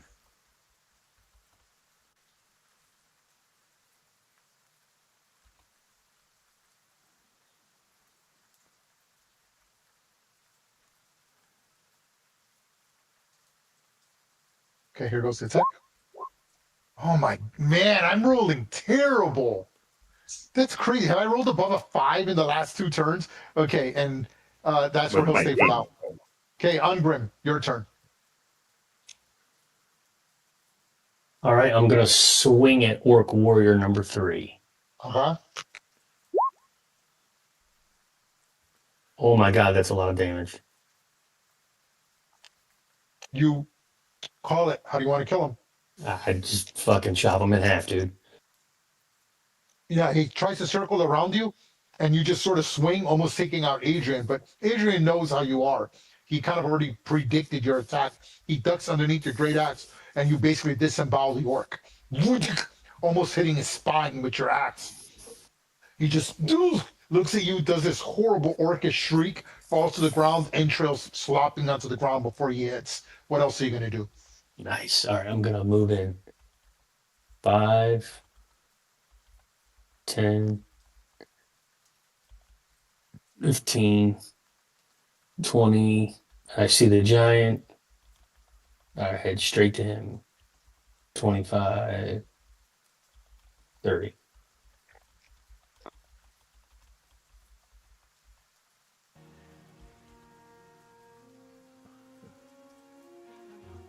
Okay, is that it? Yep. Okay, I love it. Okay, the orc giant sees you, Come and get it, boy.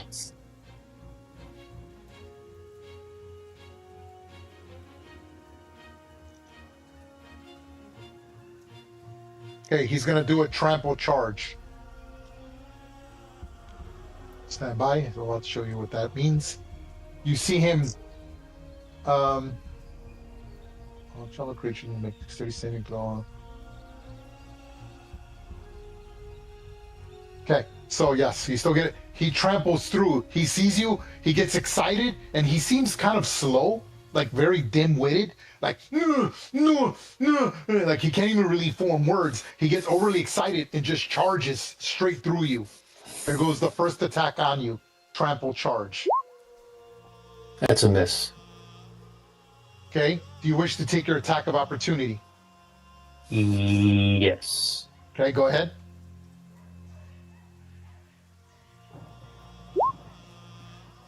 That's a hit. Roll damage. I don't know why your damage is not, but that's okay. I don't know why that didn't show up, but...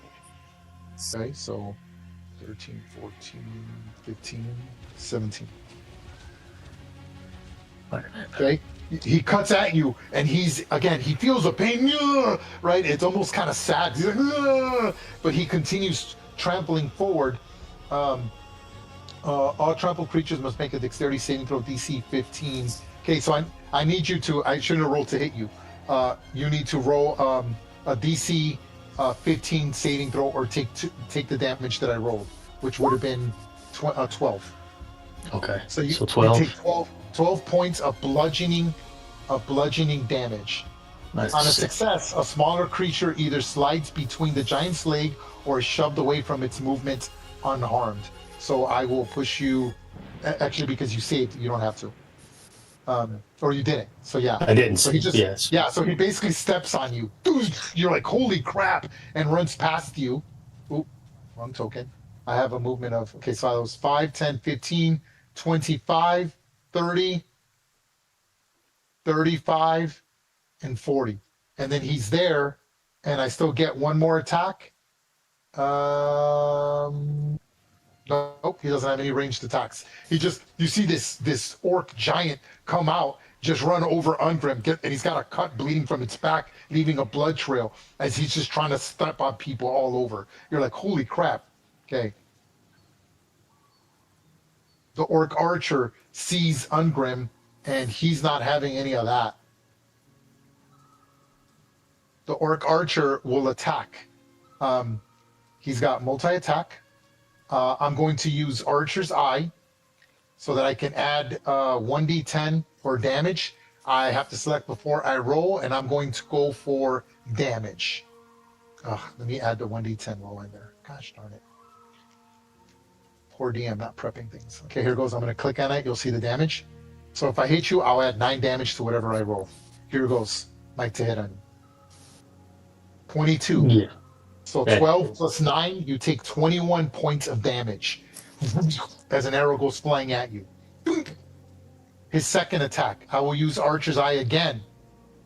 No, I can only, I can do it again as a bonus action. No, I cannot. Okay, here goes his second attack. 17. Yeah. You take 11 piercing damage. Ugh.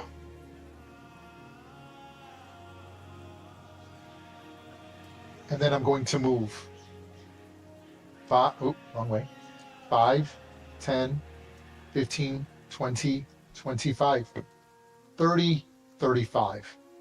Okay. Jaxer, not here.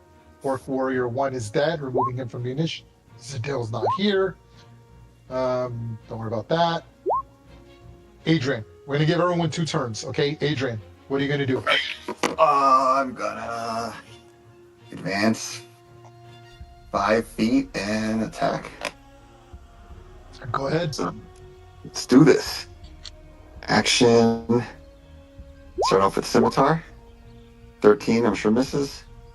That is certainly a miss. It's not that he's agile. You see that he's developed some of the traits of giants and has thick skin that's almost like leather. So it just like scrapes off his armor, like his natural skin. He's not wearing any armor. All right, short sword. 14. That's also a miss. Oof. You're just like tink tink. So your swords are just like like it does cosmetic damage. It would be like equivalent to like me scratching a person. So your wounds, your sword attacks do leave injury, but not enough to injure him. Just cosmetic, right? It looks like a child scratching an adult, and you're like with your sword. You're like, oh my god, this orc giant's not gonna stop. Anything else? Nope, that's it. Okay. Orc Warrior 3's dead. Ash, what are we doing? This right here. Can I jump up on this, Ray? Jump on what? On the edge of the wall? I will This allow ledge right here. I will allow you to make that roll with an acrobatics check. If you fail it, you immediately go to speed 0 prone on one of the two sides of your choosing. Now, even with the jump spell going on? Yeah, the jump spell doesn't give you accuracy. This is a balancing act on a thin, broken, ruined wall. Alright, let's see. Maybe I won't do that. My character would know not to do that. I mean, again, that's why there's heroes, right? And then there's why there's zeros. Exactly. And I'm definitely not a hero when it comes to going to zero speed. All right, I'm gonna hit these three guys again with I want to use my second use of Radiance Dawn. Okay. Okay, hold on. Oh, I didn't get nothing on that. 11. Let's see. Warrior 2, Okay. Archer. Who can you see from there? Let's see. Warrior 2, the Archer, and the Giant. Yep. Okay, here goes. Rolling for the giant first, since this one's already out. Constitution. Succeeds, so he takes 5 damage. Marking that off now. Okay. Orc Warrior 2. There goes his save. Succeeds. And the Orc Archer. Stand by.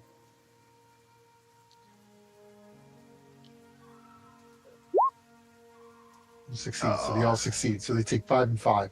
Okay, so he's critically, Orc Warrior 2 is critically injured by that attack, and the Orc Archer is only injured by that attack. Again, you shoot out this flash of brilliant light that comes from your shield, right? You have a shield, right?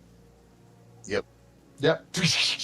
And the Orc Warrior, they all manage to close their eyes. The Orc suffers the wound from his back, the scorching heat of your radiant attack, but is not blinded by it or anything because like his back was sort of not like to you. What else are you gonna do for your movement bonus? I'm gonna move. Okay. Remember, that's difficult terrain, so if you're moving to any square other than this one, that's 10 feet of movement you're losing. All right. 10 feet. Yep. And then I'm going. All right. I'm gonna jump 30 feet or right here. Okay. I'm gonna open the map now that you guys can see inside the building. There's no reason in keeping the cover. So hold on, I'm gonna open the lighting because there's no need to hide anything at this point now. There we go. Let's see, and then I'll go a couple more feet. Okay. I'll go over there. That'll be my turn. Okay. Awesome.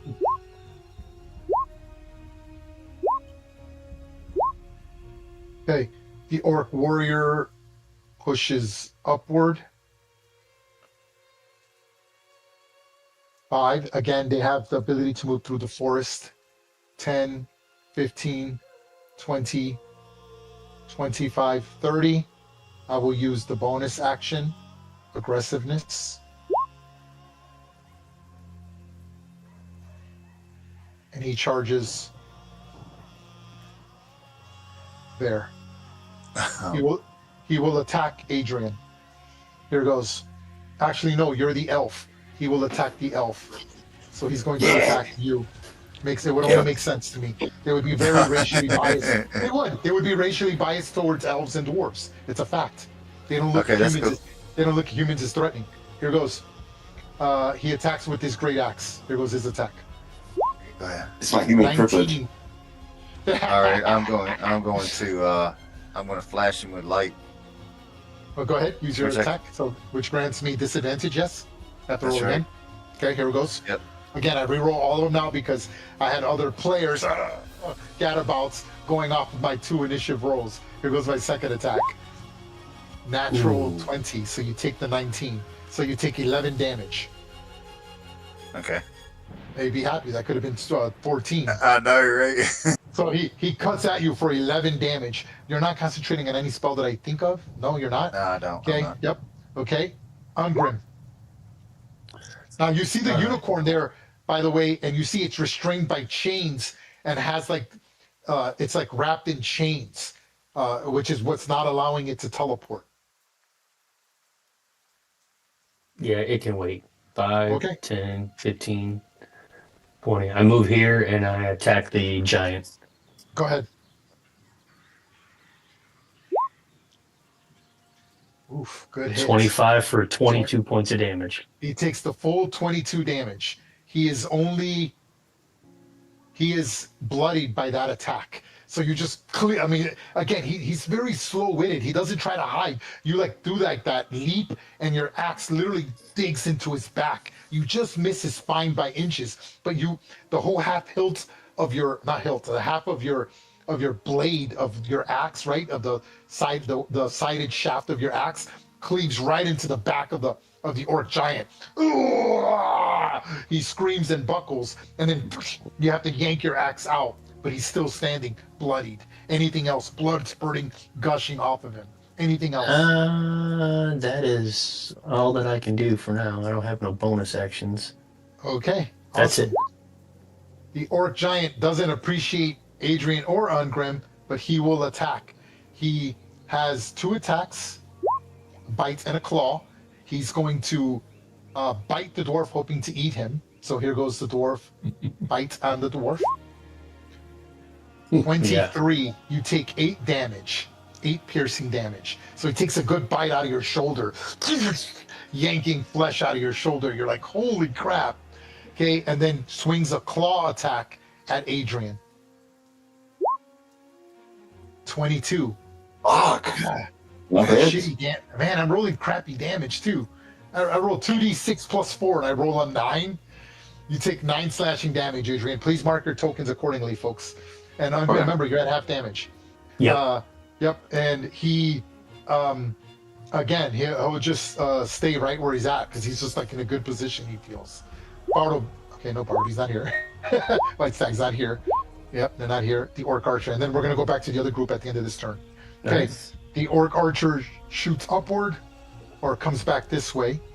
5, 10, 15, 20, 25. He goes back. Or he goes here, and then he fires a shot at Ungrim. Here goes. I will use my Archer's Eye for damage. 9 damage. Here goes my to hit on Ungrim. Miss. You gotta be kidding me. Okay, that's 2 Archer Eyes I've used. His second attack, which is a normal attack with a longbow. Hits with a 25 for 8 piercing damage. You're just getting struck by this arrow. You're like, God damn orc. And then he will go back here to take some cover. Okay. That's it. Going back to the other group. Here we go, folks.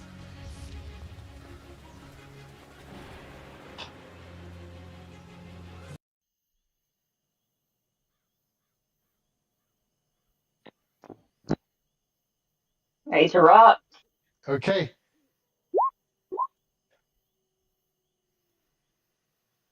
Okay, Hunter 3.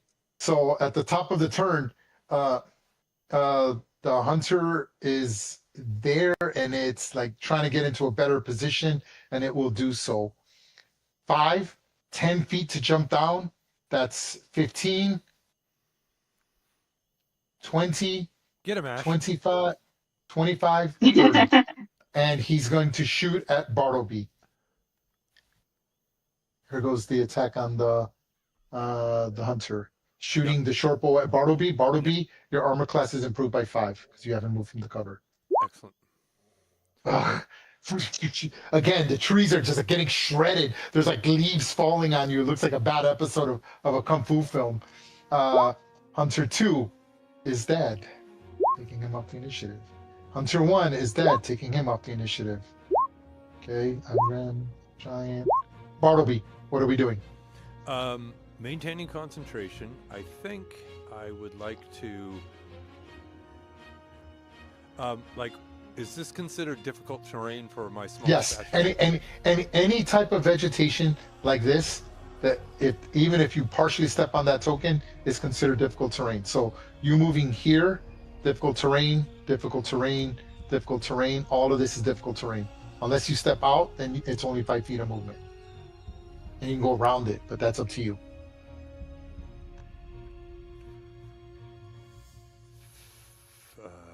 Okay, I think what I'm going to do is I'm going to go 5, 10, 15, 20, 25, So cool. 30. So I believe I have almost like a two-way cover. Maintain concentration, and I am going to volley a arrow at Aziki.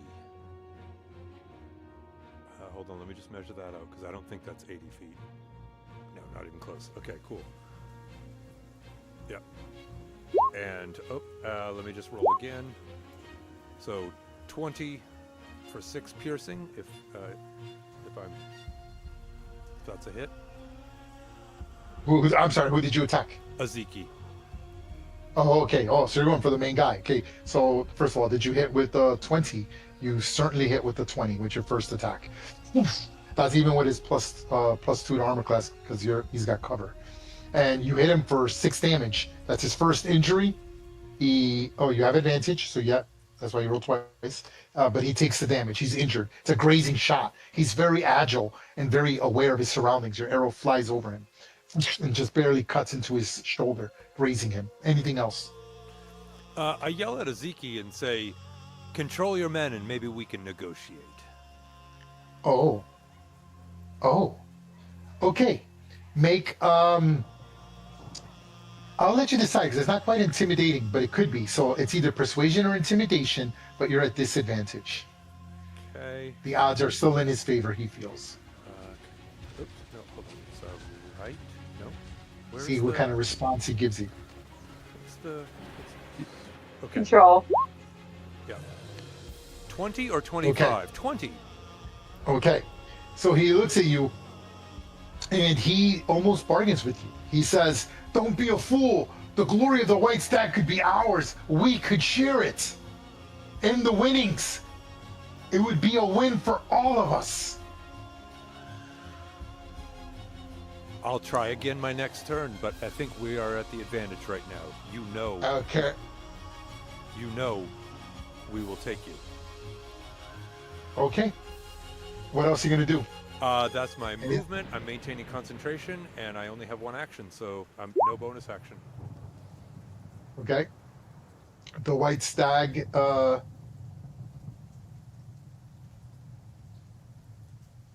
will spend a bonus action. I should have done a cutting word, but I'll save it.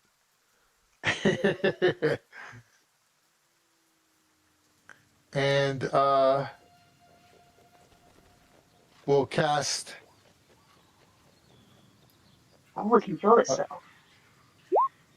Healing word. Okay. So it gives itself 3 plus its modifier. What's its modifier? Its modifier is 2. So it gets 5 hit points back. Gives itself 5 hit points for its bonus action. It sees Hunter 3 and charges Hunter 3 to gore it. Here goes this attack. And misses him, ending his turn. With advantage. With advantage. So. Oh, it is with advantage. Oh, yes. That's right. Thank you. Yep, thank you. That's what markers are for. All right, yep, -9. That injures the hunter. So he like gores him with his attack. Okay, Asiki sees you, sees Adil and you both kind of trying to circle around him, and he's not having that. Right? Like, to him, that's not a... What? We're just hanging out here, you know, it's chilling. He's not having it because he's giving up. Okay. Yeah. Okay, I'm gonna move. 5, 10, 15, 20, 25, 30. He's like right at the edge of the raising. So he's like just underneath the ridge. And he's going to throw a bola at Zadil. Here goes. Ebola? Yep. It's a feather bowler, don't worry. he throws it and misses. So he's like trying to like capture you, and he throws this thing and he misses. And then he's like, he gets upset, and then he tries to take a shot at Bartleby in response to accept his response.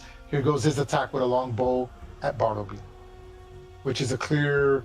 Are you still? You're no longer in. Yep. Clear shot. Here goes at Bartleby. Long bow. The arrow just misses pathetically. Probably gets hit right here in the trees. Gets tangled. He's like, as he's frustrated. Okay, Jaxer.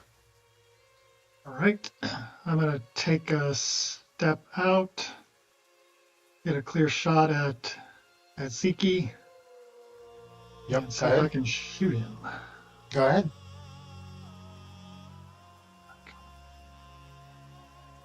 $22 to hit for 22 damage. Nice. That is a hit. God, man, that's a good combo you guys got going on. Bad ass. You hit him and you injure him. He's not quite bloodied yet. So it's a massive attack though. Your arrow goes flying and that one nails him right in his like upper shoulder, between like his collarbone and his shoulder, right? He screams. He's like, "You fools! The glory of the white stag, it's almost down. We can take it together." And then Any response? bonus action, hide. Okay, you're gonna attack. Probably Okay, more than 15. 17 is actually, you are hidden. My lowest is 16 and his is 17. So you've successfully hidden yourself. I'm gonna put the invisible marker on you to remind us of that. All right, that's my turn. Okay, awesome. Okay, Zadil. All right, I'm going to do something crazy. Sedil is going to take her 10 feet, and she's going to jump up in the air and come down on Ziki with her long sword. Fuck magic, time to go hands. Nice. Okay, rock and roll. Get it done. Here we go. You have advantage. So Advantage? good odds. Not bad. And guess what, Ray? I'm going to divine smite on his ass. Oh, okay. Go ahead. With my free one that I get, I'm not using a spell slot here. If you click on the token, you'll see the. Oh, okay. Okay. No, it's good. It's good. Yeah, that's correct. Oh, yeah, okay, cool. so first of all, Yeah. so 10 damage, so a total of 17 damage. 17 damage. That absolutely bloodies him. So you jump up, coming down with the longsword, and Sap gives you advantage on the next attack. Oh, yeah, so Sap, he has disadvantage on his next attack roll. On his next attack. Okay, I will put a disadvantage. I will put a disadvantage marker on him as a reminder in case I forget. Okay, so you jump into the air because you've got the jumping and your sorcerer's power. Yes. And I imagine there's like this sort of like a radiance of magic like surrounding you, sheathing you, kind of like a Goku, right? And you come down with this long sword, and he like sees you, and normally you would have cleaved a person in half, but it's to show how skilled he is. He's able to move at the last second, and you just cut into his chest, a huge like slashing arc from the top of his shoulder, from where the arrow has stuck to him, all the way down to his abdomen. A lesser man would have been killed, and he like sees you, and his eyes widen. Can't believe that you would engage him in melee combat, as he like steps back a few inches, almost falling backwards. Anything else? As the attack doesn't bleed, it sears because of the radiance attack of the smite, so it like cauterizes this bad scar across his chest. Like your And just knife, so you know, like a knife cutting through butter. Anything else? I see that I have the I'm taking the shield out. So I'm just like, and just face to face with my long sword, leading him to freaking sorcerer. Okay, so unfortunately, donning a shield is an action. Oh, Oh, it's the action. Okay, never mind. Yes. So yeah, It's I'm on. just engaging. Okay. I'll Yep. stay there. All right. Awesome. Going top of the turn, folks. Hunter 3 is almost panicked by this white stag attacking him. He's like, holy crap. He's going to use a cunning action to disengage.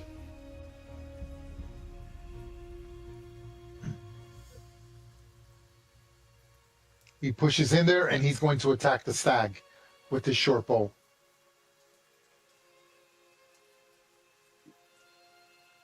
Okay. He's a beast hunter. Not that it matters here. But he's battered, and then he will attack with his short bow on the white stag. And misses the stag. Oh my gosh. Okay, that's where he's going to end his turn. Okay. Bartleby, what are we doing? I believe, maintaining my concentration, I am going to, 5, 10, 15, 20, 25, and I'm going to volley another arrow and try to arc it over the bush and down onto him. Let's see what I can do. Let's see here. Actually, first, as a bonus action, he's got disadvantages next time. I'll wait. Yeah. Okay, I'm just going to try to volley another arrow from my short bow. That is at advantage. Oh, how come that didn't go advantage? Yeah, you can roll again. 13. 14. 14. Who are you attacking? Asiki? Aziki, yep. Okay, so that is a miss. You do your best to volley over, but unfortunately, even with the advantage, it's just too difficult. He's too agile. He's in a panic because he's in melee combat and not wanting to hit Zadil. Your arrow comes up short, landing between both Zadil and Aksiki as the arrow hits between them both. Anything else? I yell and say, Zadil, take him out. I am trying. Okay. The white stag continues pushing forward into the hunter and attacks. Gores him and hits him for 11 damage, which puts that hunter on death's door, ending his turn. Okay, Aksiki, not appreciating, he immediately will use a cunning action to disengage from you. No one to smoke. And then he will fire 2 shots with his long bow at Zadil. Here goes shot number 1, clear shot. The first one is at disadvantage. Here goes. 14. Misses. Okay, the second one is a normal one, removing the disadvantage marker from him. Boom, and this is a normal shot. And he fires a second shot at Zadil. And hits for 8 damage. Again, that's a grazing shot. It doesn't stick to you because your hit points are a reflection of how well you can roll with punches, dodge attacks. So, again, he was aiming at your heart, and you're like, holy crap! I imagine you almost even deflect it with your sword, but it manages, as it's kind of deflecting off your sword, the arrow manages to still kind of graze and cut into your arm. What would have been a mortal wound. And that's where he stays. He stays there. Okay. Jaxer. I will push my hand crossbow through the bush and take a shot at Aksiki. Go ahead. You're a sharpshooter, yes? Yep. Okay, yep. 22 to hit for 9 damage. Oh, thank God. Again, you're just pegging him, dude. Again, it's a grazing shot. He's still critically injured. He's getting sick of you flicking him with arrows. Anything else? Yep, I'll just take a couple steps around and hide in the bush. Okay. Yeah. Okay, that's a good attempt. Zadil. He's still getting away from these hands. So she is going to run her 10 feet, jump in the air again, and come on down on his ass. I'm getting Baldur's Gate 3 vibes. Oh my god, where am I? Longsword, there you go. At advantage. 17 to hit. That is a hit. At At advantage, he hits. Yeah, Oh, you might advantage. get Yeah, a let me natural 20. do See if you got that 20, let me do it again. 20. Yeah, you might get lucky on natural 20. Oh, the Ah, opposite. he's Okay. gonna So he's gonna do the 8 counter. damage. He is 8 damage on him. he is still critically injured by that attack. Still standing. At this point, he's bleeding from his nose. You can see his grip trembling, holding onto his bow, and he's not liking his odds at this point. Anything else to do? 1 second. You know what? I'll save that. I could probably take that hit from him. So yeah, I'll just engage him with the sword. And end my turn there. Okay, love it. Okay, you know what? The turns are going so fast. Let's give you one extra. Let's give everyone an extra turn. We're in the heat of battle here. Okay, Hunter 3 again will disengage.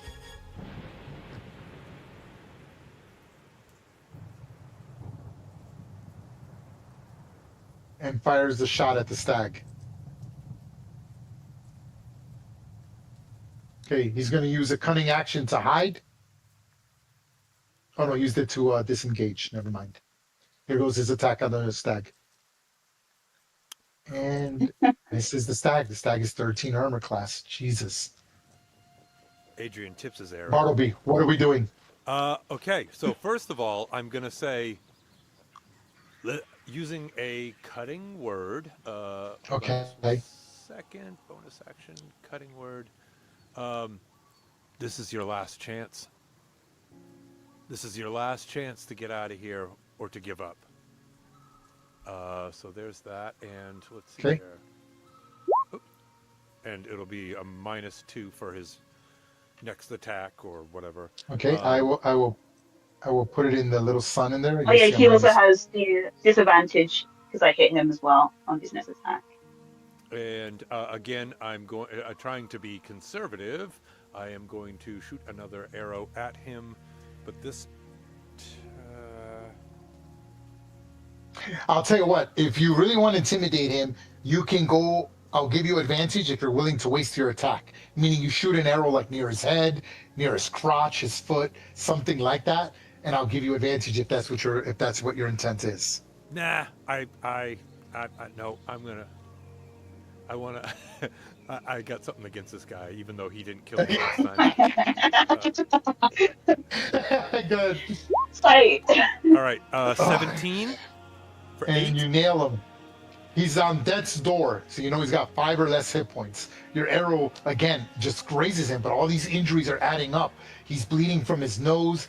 He's like barely able to hold his bow. You can see his trigger time is getting bad with reloading his bow, and he's just kind of like, and you say that, he says, fine, okay, make an intimidation or persuasion roll, and he's willing to listen to your words.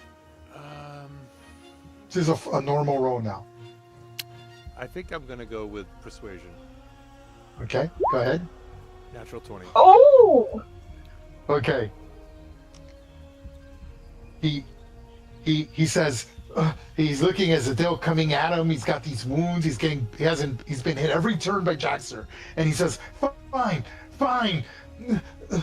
Look, it's not worth it. It just isn't worth our lives. And he drops his bow and puts his hands up, trembling, bleeding from his palms and his hands from the cuts and bruises that he's been suffering dealing with you all. And I guess the persuasion actually I want to say is, if you run, we will finish you. He just gulps and just keeps his hands up in the air. At which point, the other Hunter 3, sort of like sees him, because you're yelling, and he sees the stag, he sees Jaxer, and he's like, please, don't let her kill me. Don't let her kill me. And he's almost like running at you, Jaxer, dropping his bow, running at you, right? Hoping that the stag doesn't like gore him to death on the way to you. Do you do anything, Jaxer?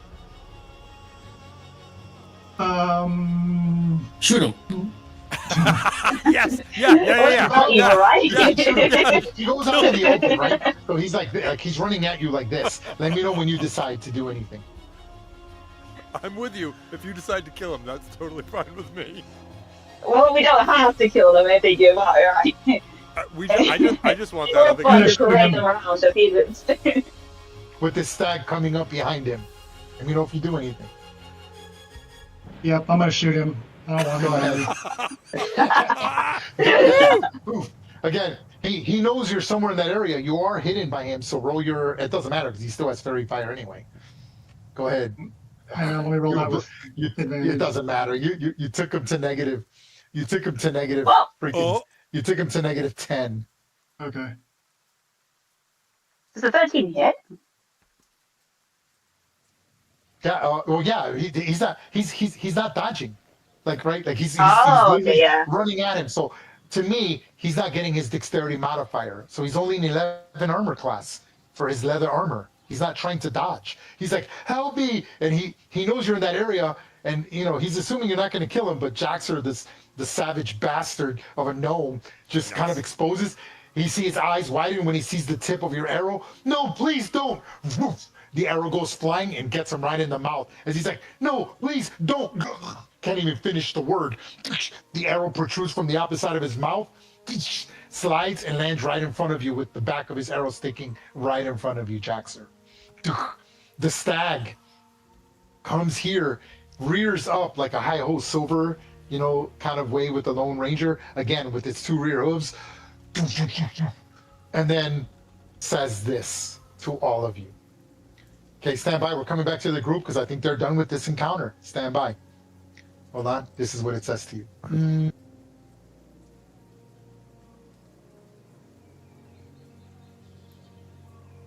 Oh, these are all mixed up. I wish I hadn't mixed them up. Yeah, here we go. The white stag rears back on her hind legs, and then you see quickly approves of all of your decisions. There's a bright flash of light seen just outside of the clearing. The beast nighes, and the white stag can be seen bleeding severely as it slowly begins to trot off in the woods. You see the dryad in the edge of the wood line. Here, I'm about to put her token. Give me 1 second.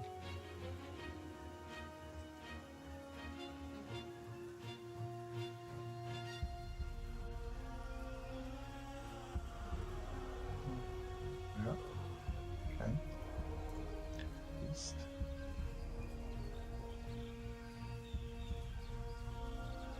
Right there.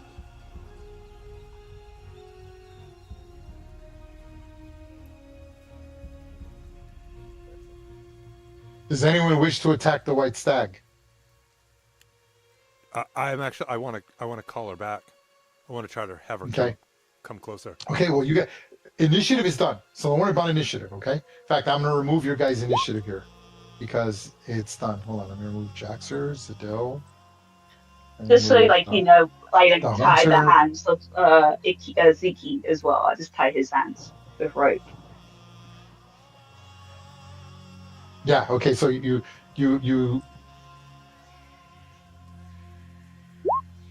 Okay. So yeah. So like you're as you're tying his hands, and you know, so you're tying his hands. You see that he's looking at his friend. He's almost in tears and disappointed as he's looking at his dead friend right next to you. And then Jaxer, since you're kind of free and you're closest to the white stag, Jaxer, you can decide something, and then Bartleby, go ahead and move your token. So I imagine that it's Zadeo who's kind of tying him up. So Bartleby, move your token sort of anywhere you want on the map, you know, within reasonable distance. And then Jaxer, do you wish to say anything? The creature does speak does have telepathy. So do you wish to speak to the creature, Jaxer, say anything, do anything? And you do see the dryad sort of pop out here in the distance. Yep, I'll tell the stag. We were sent along with these hunters to kill you and bring you back as a trophy. We didn't want to do that. We spared your life. We were wondering if you would do us a favor and escort us back to town, just so we can prove that we were successful in the hunt. Then you can go about your way. Oh, this is what you say to the stag? Yes. Ooh, okay, that's a tall order, I think. But it's grateful that you saved its life. So I think I think that's a reasonable request. So I will give you advantage on persuasion. Go. Nail it. Nail it. If you want to wait for the DC before you roll, I'm looking at it. Leave in peace. Convince a friendly acquaintance that you know what is best. Convince a chamberlain to let you into a party. It's definitely not negotiating peace, which is hard. So it's between medium and hard. Ray, So before he rolls, say 15. Before Yes, he rolls, go can ahead. I'm willing to waste the slot and cast Healing Word to show our good intention on the stag. As Okay, go ahead and roll that. Okay, Jack's already had advantage, but I will keep that in mind. So I will lower the DC by 1. I declared it to be 15. It is now 14. Nail it. Go, nail it. Jackson. Come on, man. 8. Come on. Easy. Okay, the creature knives its head towards you, just kind of pushes the hunter at you, and then it like digs its leg into the ground, and it says, "This I can help you with." And then you see all these stags jumping into the field as if to allow you to ride them. So hold on, I'm grabbing the stags now. Now, have we noticed the dryad off in the distance, or is she just observing? Yes. Yeah, no, she's just observing at the moment. And, It's my and first love. Oh my god. I wouldn't mind telepathically trying to say my cousin and best friend is a wise and noble druid of the forest, and his ways must be starting to rub off on me, because normally I would have wanted to kill you and collect the money, but I would like to try to end this vicious hunt that will probably, if we don't do something, transpire next year. So please come with us to because I obviously don't know what Jaxer said, but please come with us to the town. Okay. Again, yeah, no, well, yeah, you guys don't hear each other talking. It's a one-sided conversation, correct?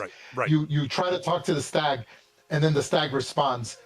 The gnome showed no mercy to those that attempt to herd the great beast of the forest, of the stag forest.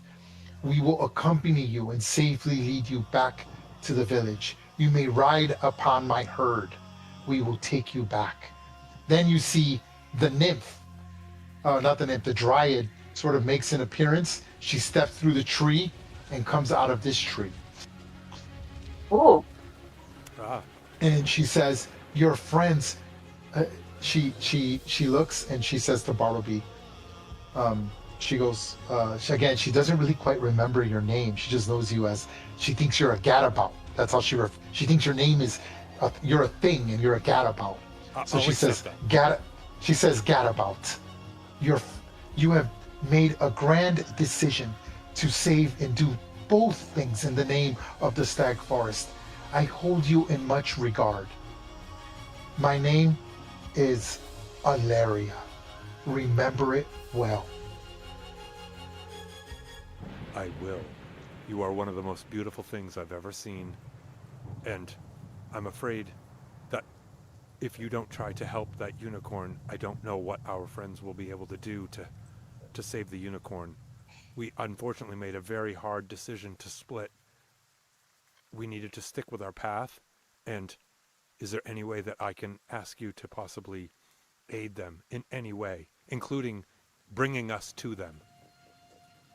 She says, I can attempt to do such things and only ask the stag to help. They can traverse through the woods at lightning, as fast as lightning. Perhaps it's possible. But to you, Gadabouts, I show much favoritism. May the woods always show you kindness while I present as the warden of the stag forest. She leans down and kisses you on the top of your head. Nice. And you are healed for 2d4 plus 4 damage. Okay. That's pretty good. So 9. 9 hit points back. And it's quite pleasant. I imagine that the kiss would be very pleasant near, dare I say, pleasant is the word, don't want to offend anyone, but near orgasmic is her kiss as she kisses you on your head, right? She's like, and it just sends shivers down your body for you to react, right? And then she looks at Jaxor and she's like, come, approach, little one.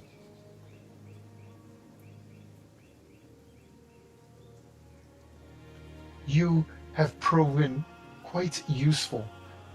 Your breed, your kin are not familiar to me. Only the forest gnomes of the world have shown me kindness. But although you are vicious, and although you move about like a sprite, I hold you in great regard. Once again, please bless me with your name.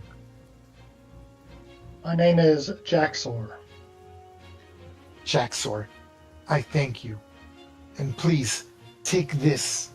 And she takes off an elven cloak and hands it to you. I will accept it and bow. Right? Lucky bastard. The first It's magical over here. item of the game. Oh my god, really? Awesome. The elk, another elk actually shows up. Right? Yeah, you know it over here. Zadil puts a Ziki strapped and tied to the top of the elk there. Oh, thank you. And then the elk, like how a dog gets between your legs, it like goes between your legs, Adele, lets you ride it, and then takes you up over here. What? Ooh. And she looks at you, and you, such beauty. It's nice to see a human do what is right. You have come here with such possibilities, with such power. I don't have much to grant, but I can give this. And you see, she opens her hands, the trees kind of fall apart, and then she gets a clasp of her hair, and she cuts it like with a branch, she has like a tooth knife, and she goes, for you, a remembrance of all that is great and kind in the world. If this is not too much to ask, may I also earn a kiss as well? When you say that, so in the journal, put down you have what challenge rating is she? I think she's 3. I think that's what you said. Yes, put challenge rating 3, crafting item, dryad blonde hair. Let me do it. Put it on. She gives you a kiss, and she says, you may call upon my boon once in your lifetime. And this is the boon she lets you have once in your lifetime. It will give you the ability to speak with beasts and plants. And she kisses you. Nice. Now, she attempts to kiss you, but she's waiting to see how you respond to the kiss. Is the kiss something like a friendly kiss, or is it a more intimate kiss? Oh, intimate, of course. Why not? Okay, so you kind of like lean forward, and she's kind of surprised by it, and she kisses you on the lips, and she gives you the boon. And again, it's for you to react, and you have the ability to speak with beasts and plants once in your lifetime. I hope the next beast or plant that I speak with is you. And I will always remember you, Zadil, Gadabout, Jaxor of the forest. You are friends. You are among friends here. And then she just steps into the tree one last time. And then there's that beautiful leaves that circle, the smell of spring and clean linen. And she steps into the tree and disappears. As she's trying to disappear, I would like to try to yell to her, I will write tales, stories, and songs about you. You are so beautiful and my muse from here on out. And that's what happens. And then when she steps out, you see the ground shake slightly, and you see a few jewels and assortment of gems and coins sort of dig out of the ground of the trees that she stepped, like the tree gets uprooted and tips over, and you can see that there's like dug in treasure, like skeletal remains, probably of people that have died over the centuries here in the forest. And they sort of because Bartleby's sort of the only one other than healing who didn't get sort of a present, and they're sort of like, and these gems sort of spread by your feet with a few gold coins. It's for all of you, but it's sort of for Bartleby to get first pick. Okay, we'll come back to you. We'll cover experience. We'll cover all that. Let's go back to the other group. Good job, guys. Good encounter. Yeah, super. Super. Okay, going back to the other group.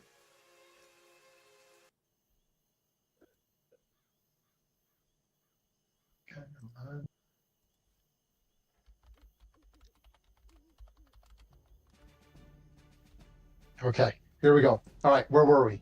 Hold on. Gotta go past this.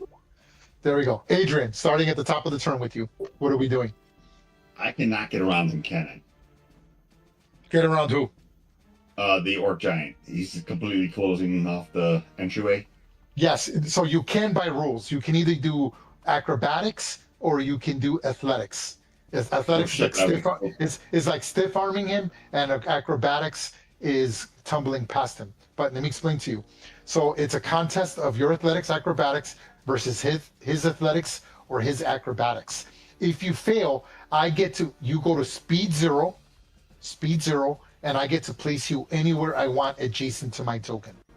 If you succeed, if you succeed, you get to go adjacent anywhere you want, and then if you still leave the threat area, you still draw an attack of opportunity.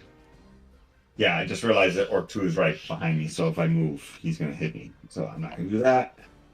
I am going to attack Orc Warrior 2. Okay, go ahead. 4. Followed by, ooh, nice. 9, and I got advantage for the next hit. Ooh, okay, hold on. So the 21 hits for 4 damage, and that leaves him on death's door. He was already on death's door. Leaves him with 1 hit points, and your second attack kills him. So you slash at him with the scimitar, and he's like, he's barely able to see, and then you stab him, dead center in his lung. He exhales, a little bit of orcish blood spurts onto your chest, and he just tumbles to his knees, dead. Well, now I can do it. I can move. I'm going to do the move. I'm going to try to get around him. So it's I'm going to do acrobatics. Okay, go ahead. Make your acrobatics. 9. I will use athletics for the giants. Come on. I am not trained in athletics, but I can use strength. Here goes. Oh my God. So you try to go past them, and I just imagine he swats at you with his arm, man. and I'm gonna put you right here. No, actually, I'm gonna put you right here. He slams you up against the wall on the opposite side. Okay, so you still have a bonus action. No, use your bonus action. You move. Okay, you're done. Anything else? Yep. Nope. Okay, Ash. You just see the giant grab him and slam him up against the wall as he tries to tumble past him. Okay. What I'm going to do is I am going to try to neutralize that archer down there. Okay. I'm going to jump the wall, making sure I stay out of the orc's reach. Okay, go ahead. So you have to account for 10 feet, okay? So the wall counts as 10 feet of movement in case it matters. Yeah, I should have like 65 feet of movement. Yep. So you're like, woof. You land. That's pretty cool. And then what? And then bonus action, I'm going to use one of my free uses of Hunter's Mark on the archer. Okay, I'm going to put the little, I'll put the purple bullseye for your Hunter's Mark. Actually, I'll put blue since you're blue. Your token's bluish. There we go. And here's my attack. Go ahead. I love that your owl's like perched on your shoulder. Get out! Okay. Nice roll, That's bro. 12 damage. He's injured by that attack. No, he is Oh. bloodied by that attack. Hey, don't forget my Hunter's mark. my 8 Oh, for yeah. Hunter's Yep. mark. Yep. 2d6. Yep, and 8 more. That is a crit. He's now critically injured by that attack. So your attack, you basically shoot in, right? You hunter's mark him, and then you run, you jump, run, and then I imagine it's sort of like a rolling riposte attack, like a D'Artagnan sort of like move, and you stick him right in his like near his kidney, right? Like sort of like his liver, right in the front, and he's like bleeding and he's critically injured. He doesn't appreciate that. The orc screams in pain. Anything else? No, that's my turn. Okay, love it. Hold on, let me bring up my thing now. That there. Okay, awesome. Anything else? Nope, that's my turn. Okay, That's my Orc turn. Warrior 2's dead. Ungrim. All right, I'm gonna move over here, get flanking. Yep. To help Omar out, not that I really need it, and then I'm going to swing on him Okay, that for is a some hit. weak damage. Yeah, I love it when a player says 9 damage is weak. Okay, but you hit him. Dang. That attack critically injures the orc giant. As you're like, again, he's tough. You're cleaving into him, and he's refusing to go down. Ugh! Right? And this enrages him, clearly. And he's going to, again, try to he's going to try to claw you, Ungrim. Here goes the attack with the claw attack. 24 for 10 slashing damage. He just cuts into you with his long talons. Damn it. And then turns, and since he had already slammed, right? So I imagine that's like his right hand because he's facing forward. His right hand claws at you. His left hand is still sort of crushing Adrian against the wall. And then he's going to just take a bite out of him right then and there. 22 for 5 piercing damage. That hurt, Bob. Taking flesh out of you. You're like, holy crap, this dude's not stopping. Okay. The top of the turn, the orc archer who's there is having none of this. He's going to, he pulls out his short sword and he's going to engage in combat with you. Here goes his attack with the short sword upon you. He is critically, I'm bloodied, and I will go for a reckless attack. He's like, ah! You see his orcish eyes flare out with orc fury. Ah! And he swings down, giving him advantage. I'm going to put a little plus to show that any attacks on him are at advantage. Okay, Here sounds goes good. here goes his attack on you with the short sword at advantage. 18. All right, I want to use that to put a disadvantage. Okay, Roll you're going to again. use the flare thing? That's what you're going to do? Yep, the flare. Okay, here goes his attack again. 14, he misses. 14. He misses you. Then he stabs at you a second time with his short sword, again, at advantage. Okay. Natural. Oh, no. No, that's correct. Yeah. The second one. Nope, natural 20. Correct. Yep, 9, gave me 10, 11. 11 points of damage as he stabs into you. Actually, 11 plus 2. So 13 points of piercing damage. He stabs you. Okay. As a bonus action, you see he like starts taking a deep breath, and he's getting overly excited. And as a bonus action, he will he heals 1d10 as he uses second chance. So 1d10 plus 3. Here it goes.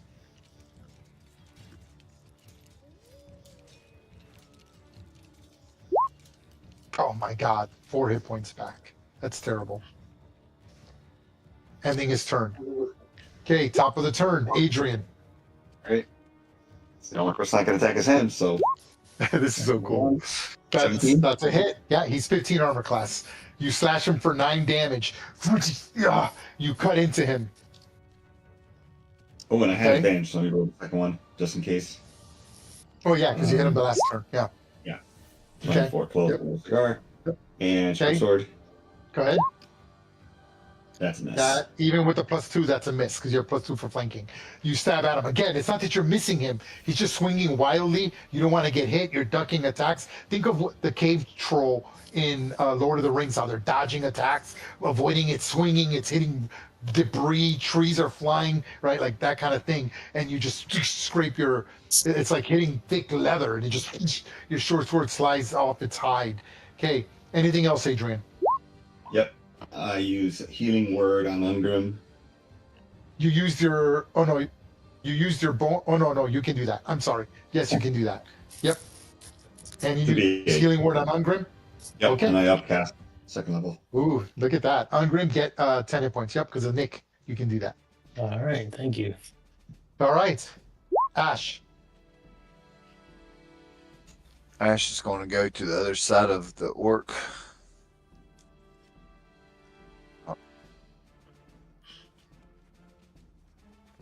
And I am going to, I have advantage. Yep, because he reckless attacked, correct. For the start of his next turn. Oh, God damn. another Okay. 20. Adios. So 23 points of damage. 23. That puts him on death's door, so you know he's got less than 23 hit points. Okay. Then I'm going to bonus action Okay. and heal myself. Oh, go ahead.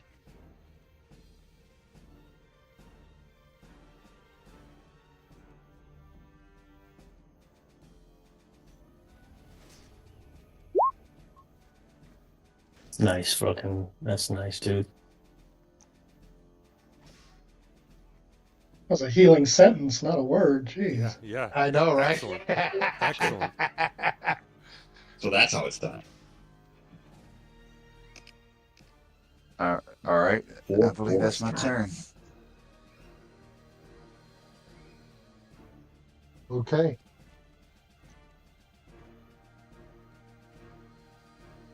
Okay, awesome. Love it. Ungrim. All right, attack the giant one more time. Oh, That's 13. with a +2. That's a 13. That is still a miss. Yeah, again, the giant swinging wildly. It's down to its last few hit points. It's critically injured. You don't want to get hit by it. And unfortunately, it's not enough. You're just giving minor cuts, wounds. You're kind of hitting him with the blunt end of your great axe, but nothing of significant injury. Anything else? Oh, that's it. I stay right there. Okay. The orc giant will continue to do what it's doing. It just tries to.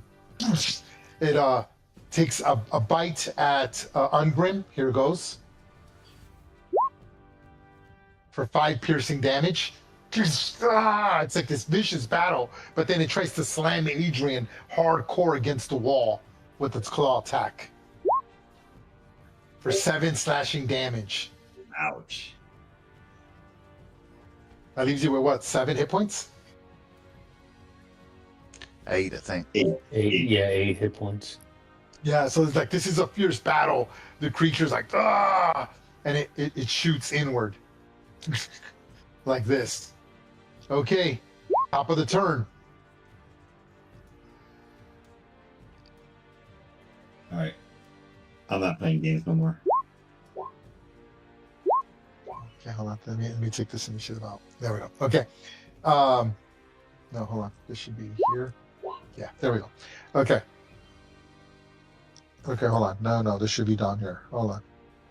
That's not right. Hold on. I got it jacked up because of the initiative. Yep. Okay, there we go. Adrian, what are you going to do? Dissonant Whispers, I just rolled it. Oh, on who? On the The giant. giant. On the giant. Okay. I There either put him goes. down or he put me down. It's there's Okay, only one yeah. way around it. Okay. Which I don't think is very wise. Okay, my wisdom is 9. I'm at a -1. I had no rolls. Here goes my roll. Nice. Nice. Yes. Oh Nice. my Good Okay, call. that puts Omar. me to -8. I had 10 hit points. That's Awesome. -8. Okay, now hold on. He has an ability called Giant's Fortitude. Stand by.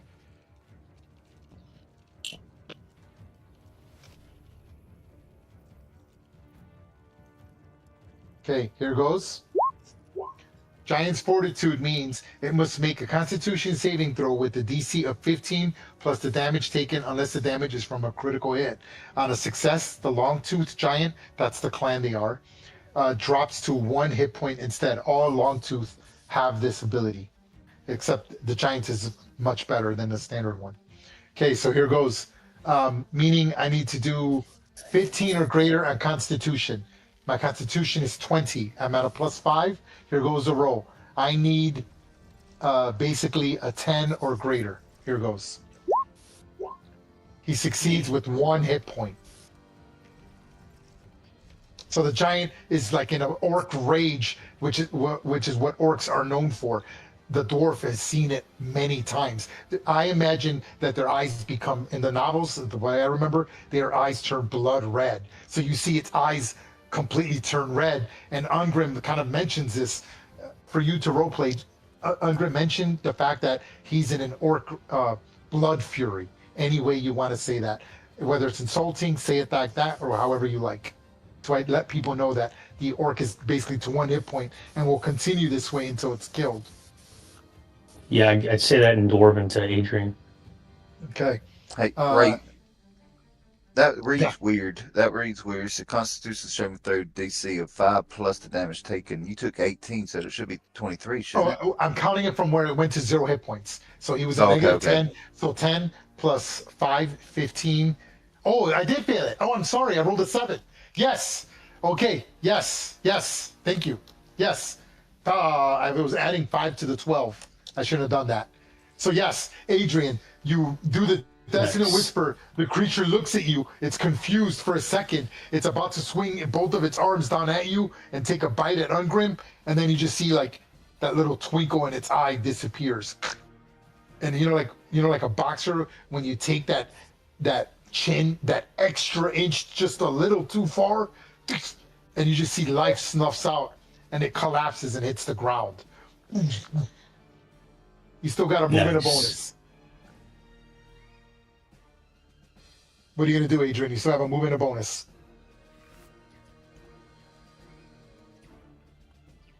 You're muted, Adrian? Omar. You're muted. Oh, sorry. I'm not doing anything. I'm done. Okay. Ash. All right. Kill that I'm fucking going to thing. attack it again. Go ahead. Sorry, my dog's barking at me.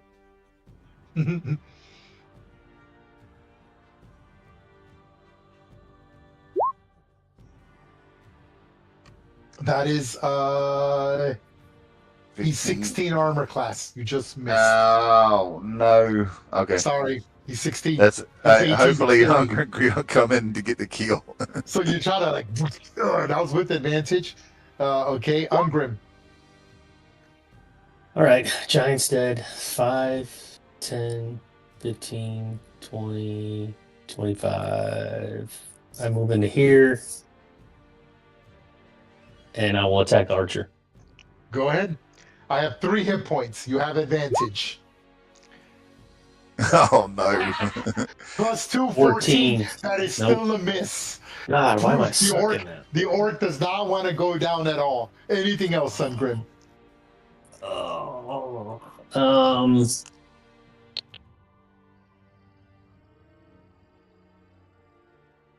No, that's all I can do, man. I can't do anything else. Okay.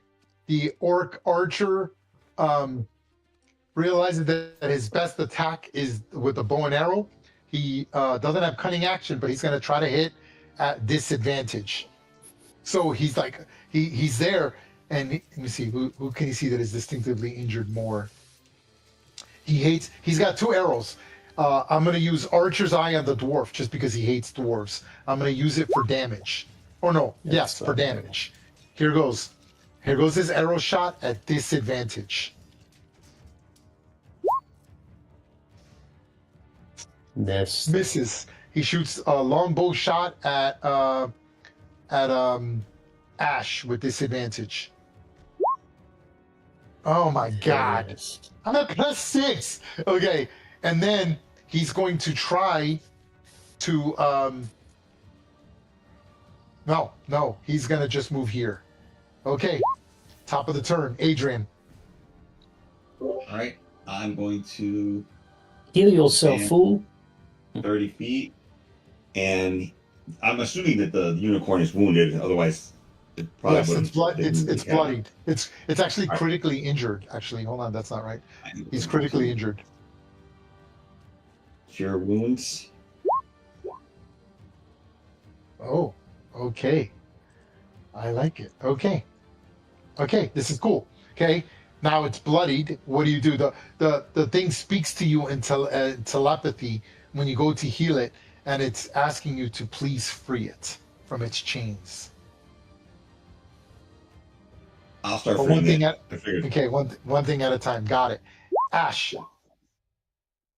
All right. The owl's going to miss. fly in, Huh? slash at his eyes. Yep. To give him advantage. I'm assuming. Right. Give it advantage. Go ahead. Then he's going to flip over into this little tree. And as he's going down into this tree, he's going to stab at him. Go ahead. Here we go.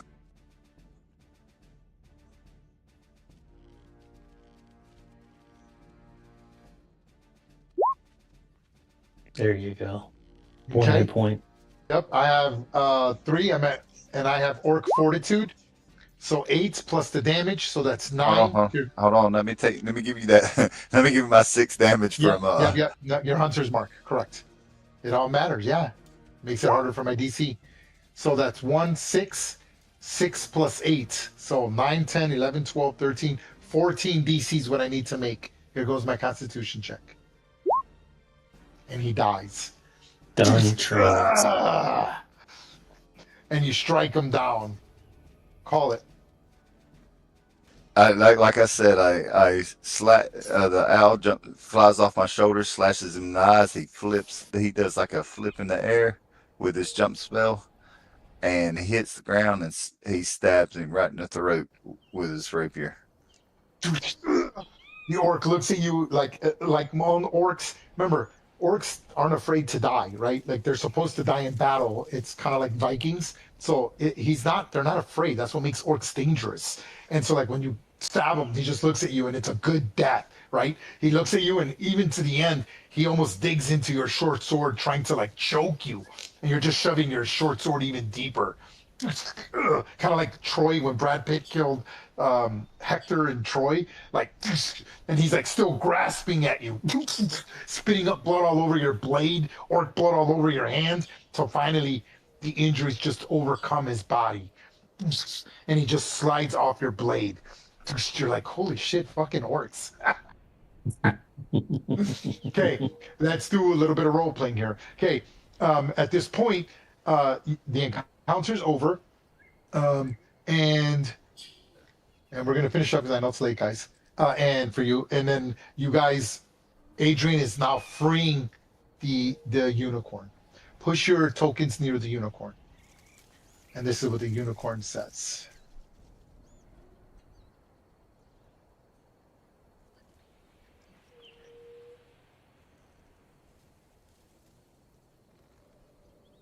Yep, here it is.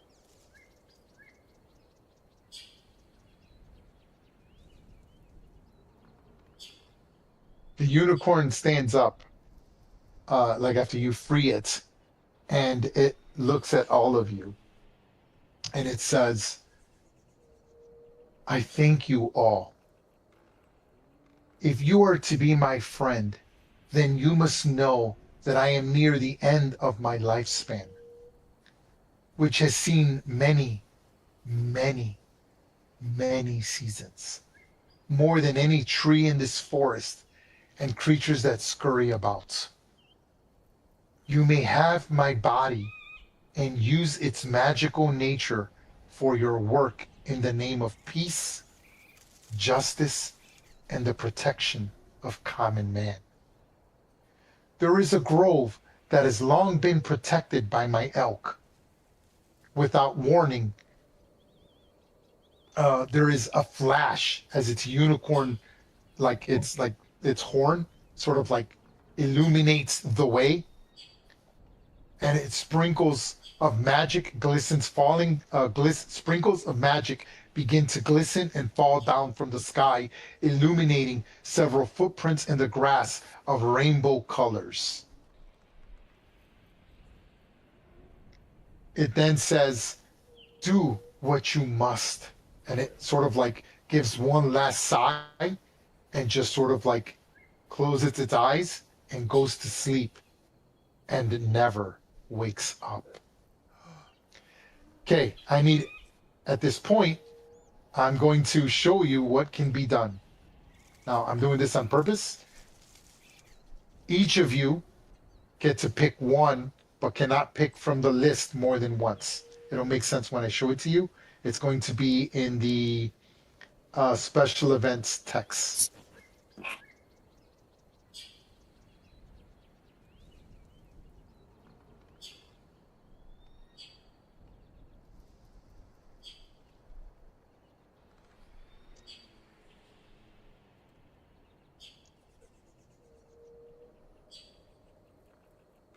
No, when you say So everyone, you'll see, those you'll three? see. No, these three, correct. So there's only three of them are horns. So there's only three options. There's the pelt, the blood, and the horn, but there's different things you can do with the horn. Here they go. Posting them now. As the creature dies.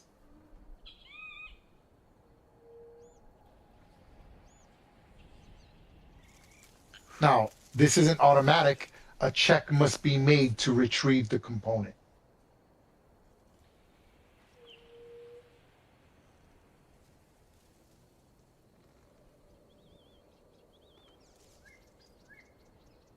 Which do you wish to try for?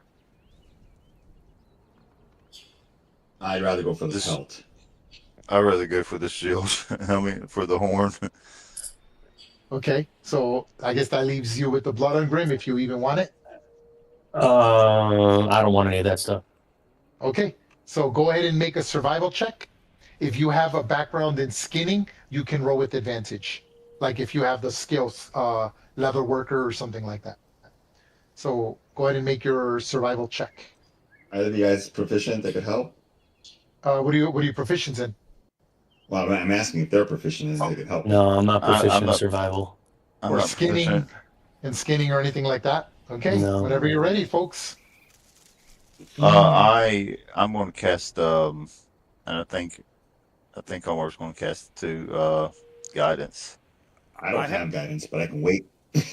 Yeah, I'll cast guidance on Omar, and then I'll cast it on myself.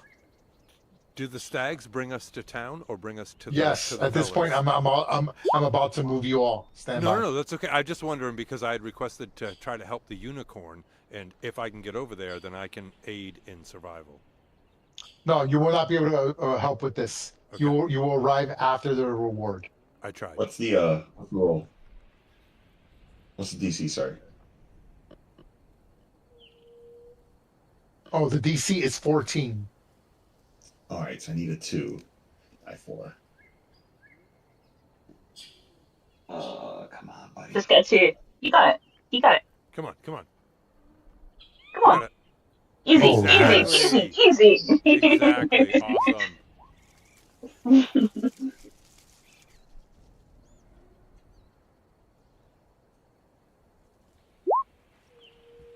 I got a 20, Ray. Okay, give me 1 second. Hold on, I'm just adjusting this real quick. Bring to 5.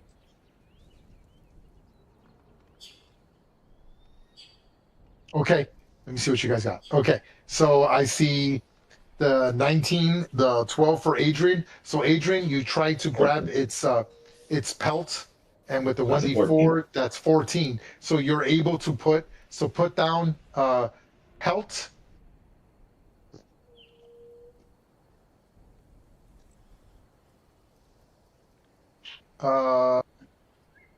Pelt CR5 unicorn. And then in parentheses put leather armor. Damn. Okay. You made it as well. You went with the horn. Which ability did you want from the horn? The shield. The shield. Okay. So yes, put down same thing. CR5, horn, unicorn, and then put shield. Uh, uh, shield spike. Just put shield spike in parentheses. Ken, try for the blood. We could probably sell it. Okay. Or you could do it. You could do it for him if he doesn't want to do it. He's like, you take care of it, manling. If he doesn't want to deal with it, but No, it's up I'll to do him. it. Go ahead. Can I get a guidance? I'm probably gonna need it. Of course. Or I'll do Of I'll course. do for like a potion of superior healing or something. Okay. Never mind, I don't need help. Oh, Okay. Okay. So put. I'm surprised you didn't go with the potion of heroism, but okay. Yep. Go ahead and put potion of superior healing. Very Does the nice, crit Ken. give him 2? You know what? I'll say. You know what? Hold on. Hold on. Let me make sure of something. I think that's the wrong potion. Let me make sure here. I believe that's the wrong potion. I don't mean to give you a healing potion of superior. That's way too high level. Stand by. Should be the one above standard healing. Let me make sure which one that is. I don't know which one that is. Hold on. Is it greater? Is it greater healing? Let me make sure. Hold on. Let me make sure. I want to make sure I give him the right one. Yep. Potions of healing. Okay. Yes. So it is. No, it should be. Yep. So because you rolled a natural 20, I will give you a potion of greater healing and a potion of heroism. Nice. Very nice. So you can actually put that down. So like you immediately are able to drain the blood and I guess your heroism, and you're like, oh, okay. And then like the blood slightly shifts color. You put that into a flask. So you can use yours right away. You're literally drinking unicorn blood. Okay. Which is this kind of is cool, I good. think. This is That's Right? badass. This is good. good.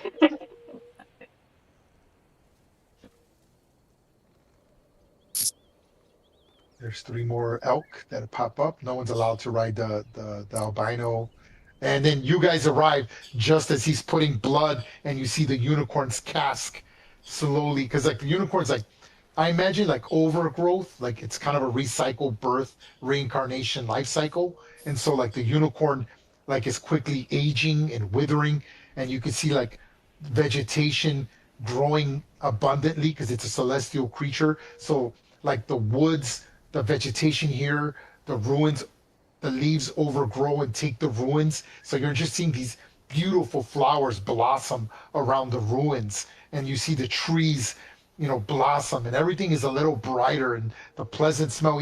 Even though you see, at this point, you see whatchamacallit pulling the horn of the unicorn, Ongrim bottling blood, and Adrian taking its pelts, right? You're like, but the white stag knows what's going on, right? It's offered itself to you, and it knows this, right? It's as it's the unicorn's a defender of the stag, and all of you pop up, and you see them all riding these giant elks with the white stag. Go ahead and role play, and then we'll finish off. I'll give you experience, and I've already given you treasure, other than the treasure that they would have initially. Bartleby Okay, looks so confused. Bartleby looks confused and says, "We're too late." And just sort of like is looking at them, like trying to understand what's actually has happened.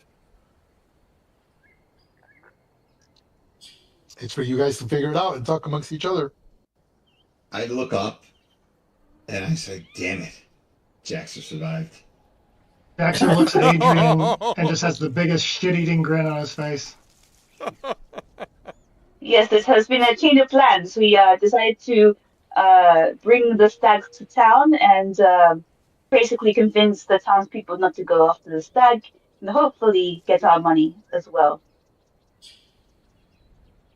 All right. We didn't kill the unicorn. The unicorn was dying anyways, and it gave itself to us. We didn't I kill mean, it. that's a weird funeral ritual, but you know, each their own. And Exiki is with us, right? Tied up. Oh yeah, yes. Oh, I'm sorry. I didn't bring his token. Oh yeah, Yes. Vicky is Yes. he's tied up Yes. on my Yeah. one, isn't he? Yeah, tied up on hers. Correct. Ash says, Yes, but I we got did. little friends with us. Ash says we did kill everything else though. Nearly Just not. everything. We did kill everything else though. I got to get me a giant head, Reyes. Okay. Yeah. Or again, it's not a true giant. It's more like a Goliath. Well, yeah. He's Yeah, half so- giant, half orc. Yeah.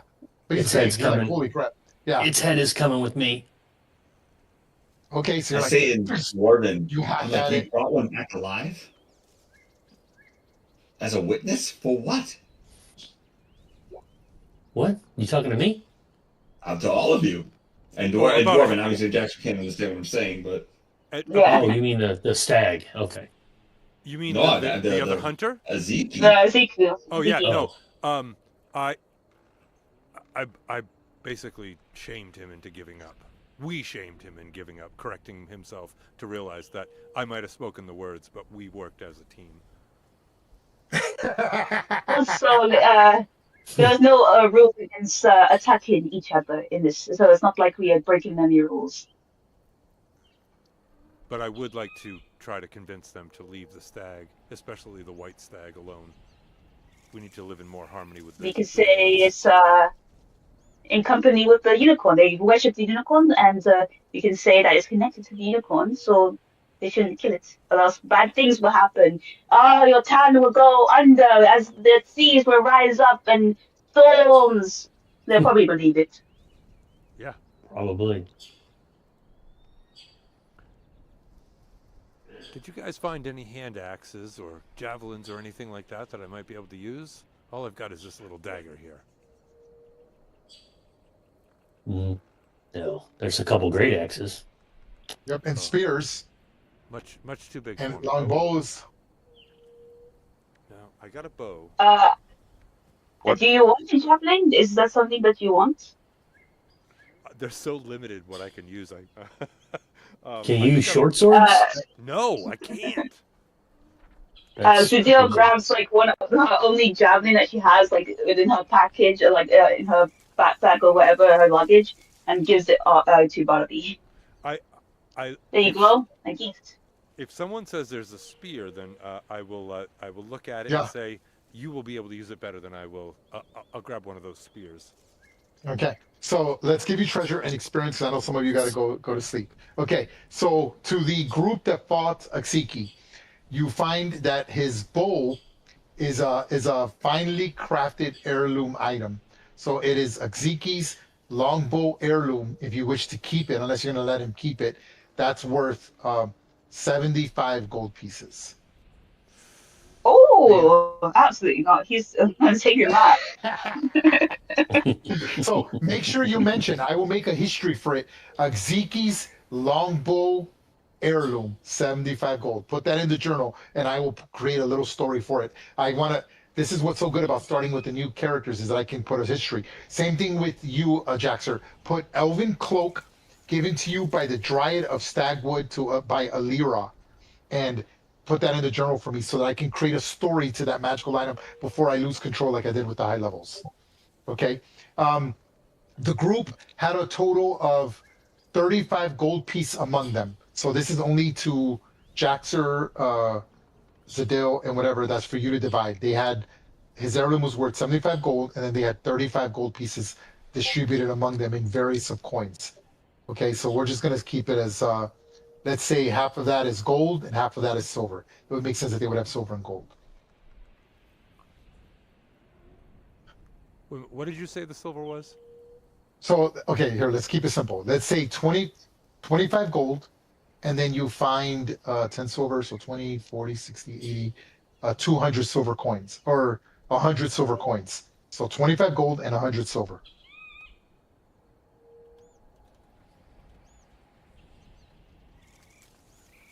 Okay, now if you want to take any of their basic equipment, again, they just had studded leather, basic camping equipment. So if you want to take that, that's fine. I will put a list like I did last time. So if you guys want to, like, if you decide to carry all that, which would be difficult because the elks are not going to be able to carry all that. So like, you can maybe take one thing like a bow, a spear, their armor. But if you think you're going to haul back everything, now if you want to bury it and be like, okay, we can come out here, but I don't think that's kind of realistic when you're out in the deep woods.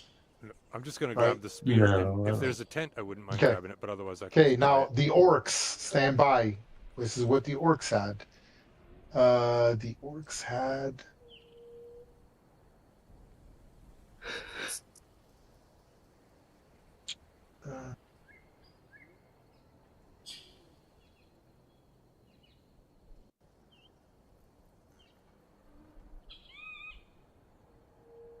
Okay, the orcs had 45 gold among them all, and 40 silver coins. The orc giants had no equipment at all, other than a loincloth. The orc archer had a long bow and a short sword and studded leather. And the other orc warriors only had spears and great axes with hide armor.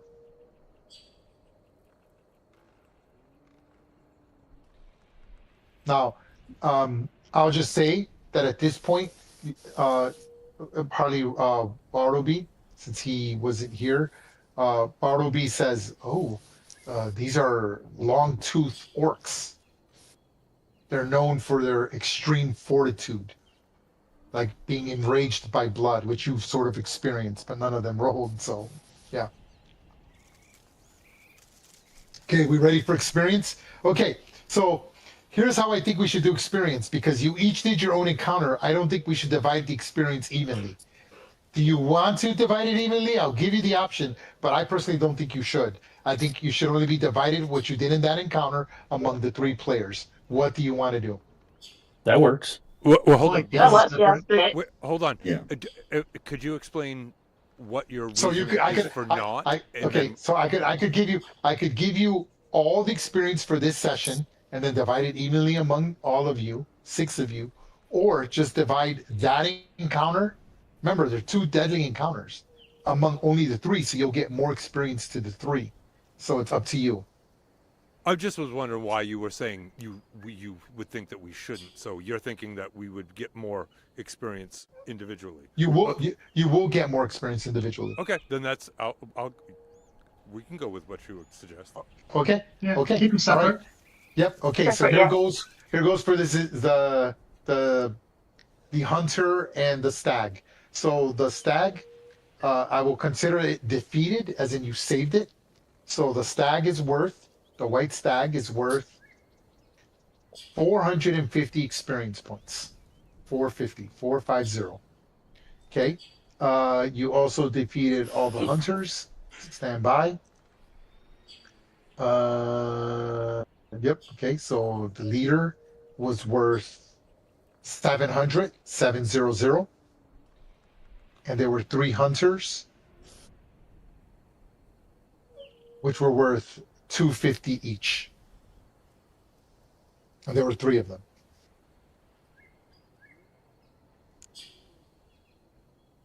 Add that up and divide it by 3. Okay. Okay. So, Put in the journal, put +1 piety forest related. So that I know, or in case I forget, forest related.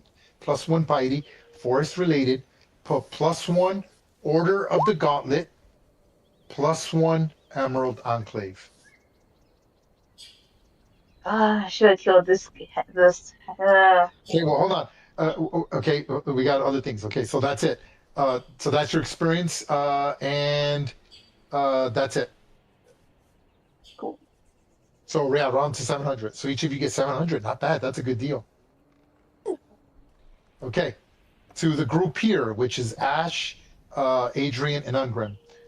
Here's the experience you get. The orc giant was worth. The orc giant was worth 800 experience points. 800. The orc warriors were worth 100 each. There were 3 of them. The orc archer, the leader, was worth 700.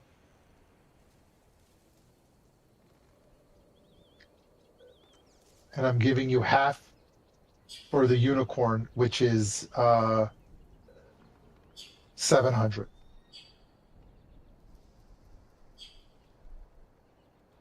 What I have. You actually did not succeed in tracking. You lost the tracking challenge rating. You did not get to the unicorn in time. And so the unicorn could have been saved, but it was too injured, and it was dying. So that you couldn't have saved it. You it took too long. You didn't make enough survival tracking checks in enough time. The orcs basically had captured it and tortured it to death. And it was old, and it decided that it can do better by giving its life, its components to you, and then reincarnate. The way it's supposed to work is unicorns reincarnate. As long as magic exists, unicorns reincarnate. So somewhere out there, another unicorn will be born in this forest. Grab What, the total. what did y'all get? I got 833 a piece. So 900. Yep, 900. Hello, level 5. Okay. Do not level your characters to level 5. Okay. So just keep adding experience, but stay at level 4. Okay. Okay. All right. So don't do the upgrade. Okay. Yeah, do not stay. Just keep track of your experience, because you are going to make that alteration. Because you're not going to shoot up to level 5 until you get your downtime. I need to make sure everyone is at level 5. So no one's going to get to level 5 until all 3 campaigns are at level 5, if they're not already. All the characters. Because I need you all. Remember, we're shifting to and that I'm going to have like one little adventure to sort of make that transition. Okay. Now the treasure at the end. Stand by. You go back. I'm not going to spend time role playing, okay, any of this right now. We're going to just settle it real simple. So you want to know if you're going to get the reward for the stag. You do not. Yeah. I know this would be a great thing to role play. I don't want to, it's late. I don't want to do that. Okay, so I apologize. I know this is a bad thing. A DM should never say never role play, but it's getting late, and I know some of you do got to get up. Okay, so and I apologize for being late again. That's story of my life. So yes, so you do not get the gold, but the spirit of the hunt is there, and the dwarf appreciates the effort, proof that it exists, it's out there, and it brings a lot of business to his bar. So he's willing to compromise, and he will give you all 100 gold. So all of you get 100 gold. Do we win the bets we placed on ourselves? Oh yeah, Okay, the bet. so We placed them ourselves. that's interesting. I will say no. Your money simply gets returned back to you. Oh, Jesus Christ. But wait a minute, we bet that we would survive, though. There was one bet about us surviving. There was a bet about you surviving. So whoever made a bet on survival, you get your money, which is double. You get double of what you put down if you had it to survive, like to come back home. Correct. I just gave it to Jackson. The reality is only one hunter came back, and that's the leader of the XCC, which is the folk. All the other ones, it's up to you. Now, in the journal, put +1 faction. Okay, this is variable. Okay, so it's dependent on how you want to express. Did you kill the hunters? If you're telling people, oh, they tried to ambush us, or you're telling a greater story, or whatever, and we brought back the thing, that kind of thing, put +1 for Harper and +1 for Zentarum. Oh. Okay, that is because you're sort of feeding off the glory of, oh, I defeated the greatest hunter that the village had, right? Okay, put +1 piety in parentheses, put civilization. So if you worship a god that's focused around wealth, around industrialization, city urban life, or destroying like nature or something related like that, you get the +1 to that. Okay. if you shift the story in the direction where like you brought back the stag, like you guys did, you could put +1 piety to nature related, just put nature related gods or deity again. And then put +1 faction, Emerald Enclave, Order of the Gauntlet. Okay. I haven't chosen my faction yet, but I'll Okay. have to talk You about can. it later. Yeah. Again, I'm not worried about it because the final say is remember, the characters are fixed already at 4th level, but you can choose like your faction, your alignments, all that stuff. I'll let you like, but the class, subclasses, none of that changes. It all stays where it is now. Okay. And there you go, folks. So you got some treasure, you got some reputation, you go back to the town of Warlesbury and you're deemed sort of like people realize, holy crap, they took out some of the best hunters, and your reputation has improved dramatically, and all of you sort of received a minor boon, some got a better boon, and some got some cool things. And I hope you like the adventure. Again, I changed it a lot. This was a published adventure. I changed it quite a bit. There were some other random wandering monsters which I didn't think were necessary. Did you expect us to do Good as much as time, we did? man. No, I did not expect you to divide the group. So what I did do is I looked at the encounter. I had to drop the encounter. You would have dealt with. So I had to. I gave it a rough estimate. In the ancient grove where you were here, had all 6 of you been here, you would have had to have fought 3 more orc warriors and 1 more giant. So that would have not been good. And for yours, you would have had to have fought the hunting group, and the centaurs would have defended and attacked everyone. So you'd have had to have fought 4 centaurs in addition to the hunting group. If we hadn't tried to be diplomatic with Divide the Bridehardy. No, had you divided? No, so you would have arrived with them already attacking the unicorn and the centaurs defending the unicorn, and there would have been the centaurs and the hunters fighting both of you. It would have just been too difficult. It just would have. And I think I did a pretty good job. It was dangerous enough. I mean, I know some of you kind of shifted through it a little easier than others, but it would have been too difficult, trust me. The centaurs would have been, they were averaging pretty good damage. It would have been too many attacks coming at you. It would have almost doubled the amount of encounters, which would have been not good. Right. It would have been like 8. It would have been like 8 tokens versus 3. Thank you, everyone, and especially thank you, Ray. Always a pleasure. Yep. Good night. Good night, and Absolutely. thanks for Thanks, showing Ray. up to the Good night. game. Good game. Thanks, Good everybody. night. Good night. Good night. Hey guys.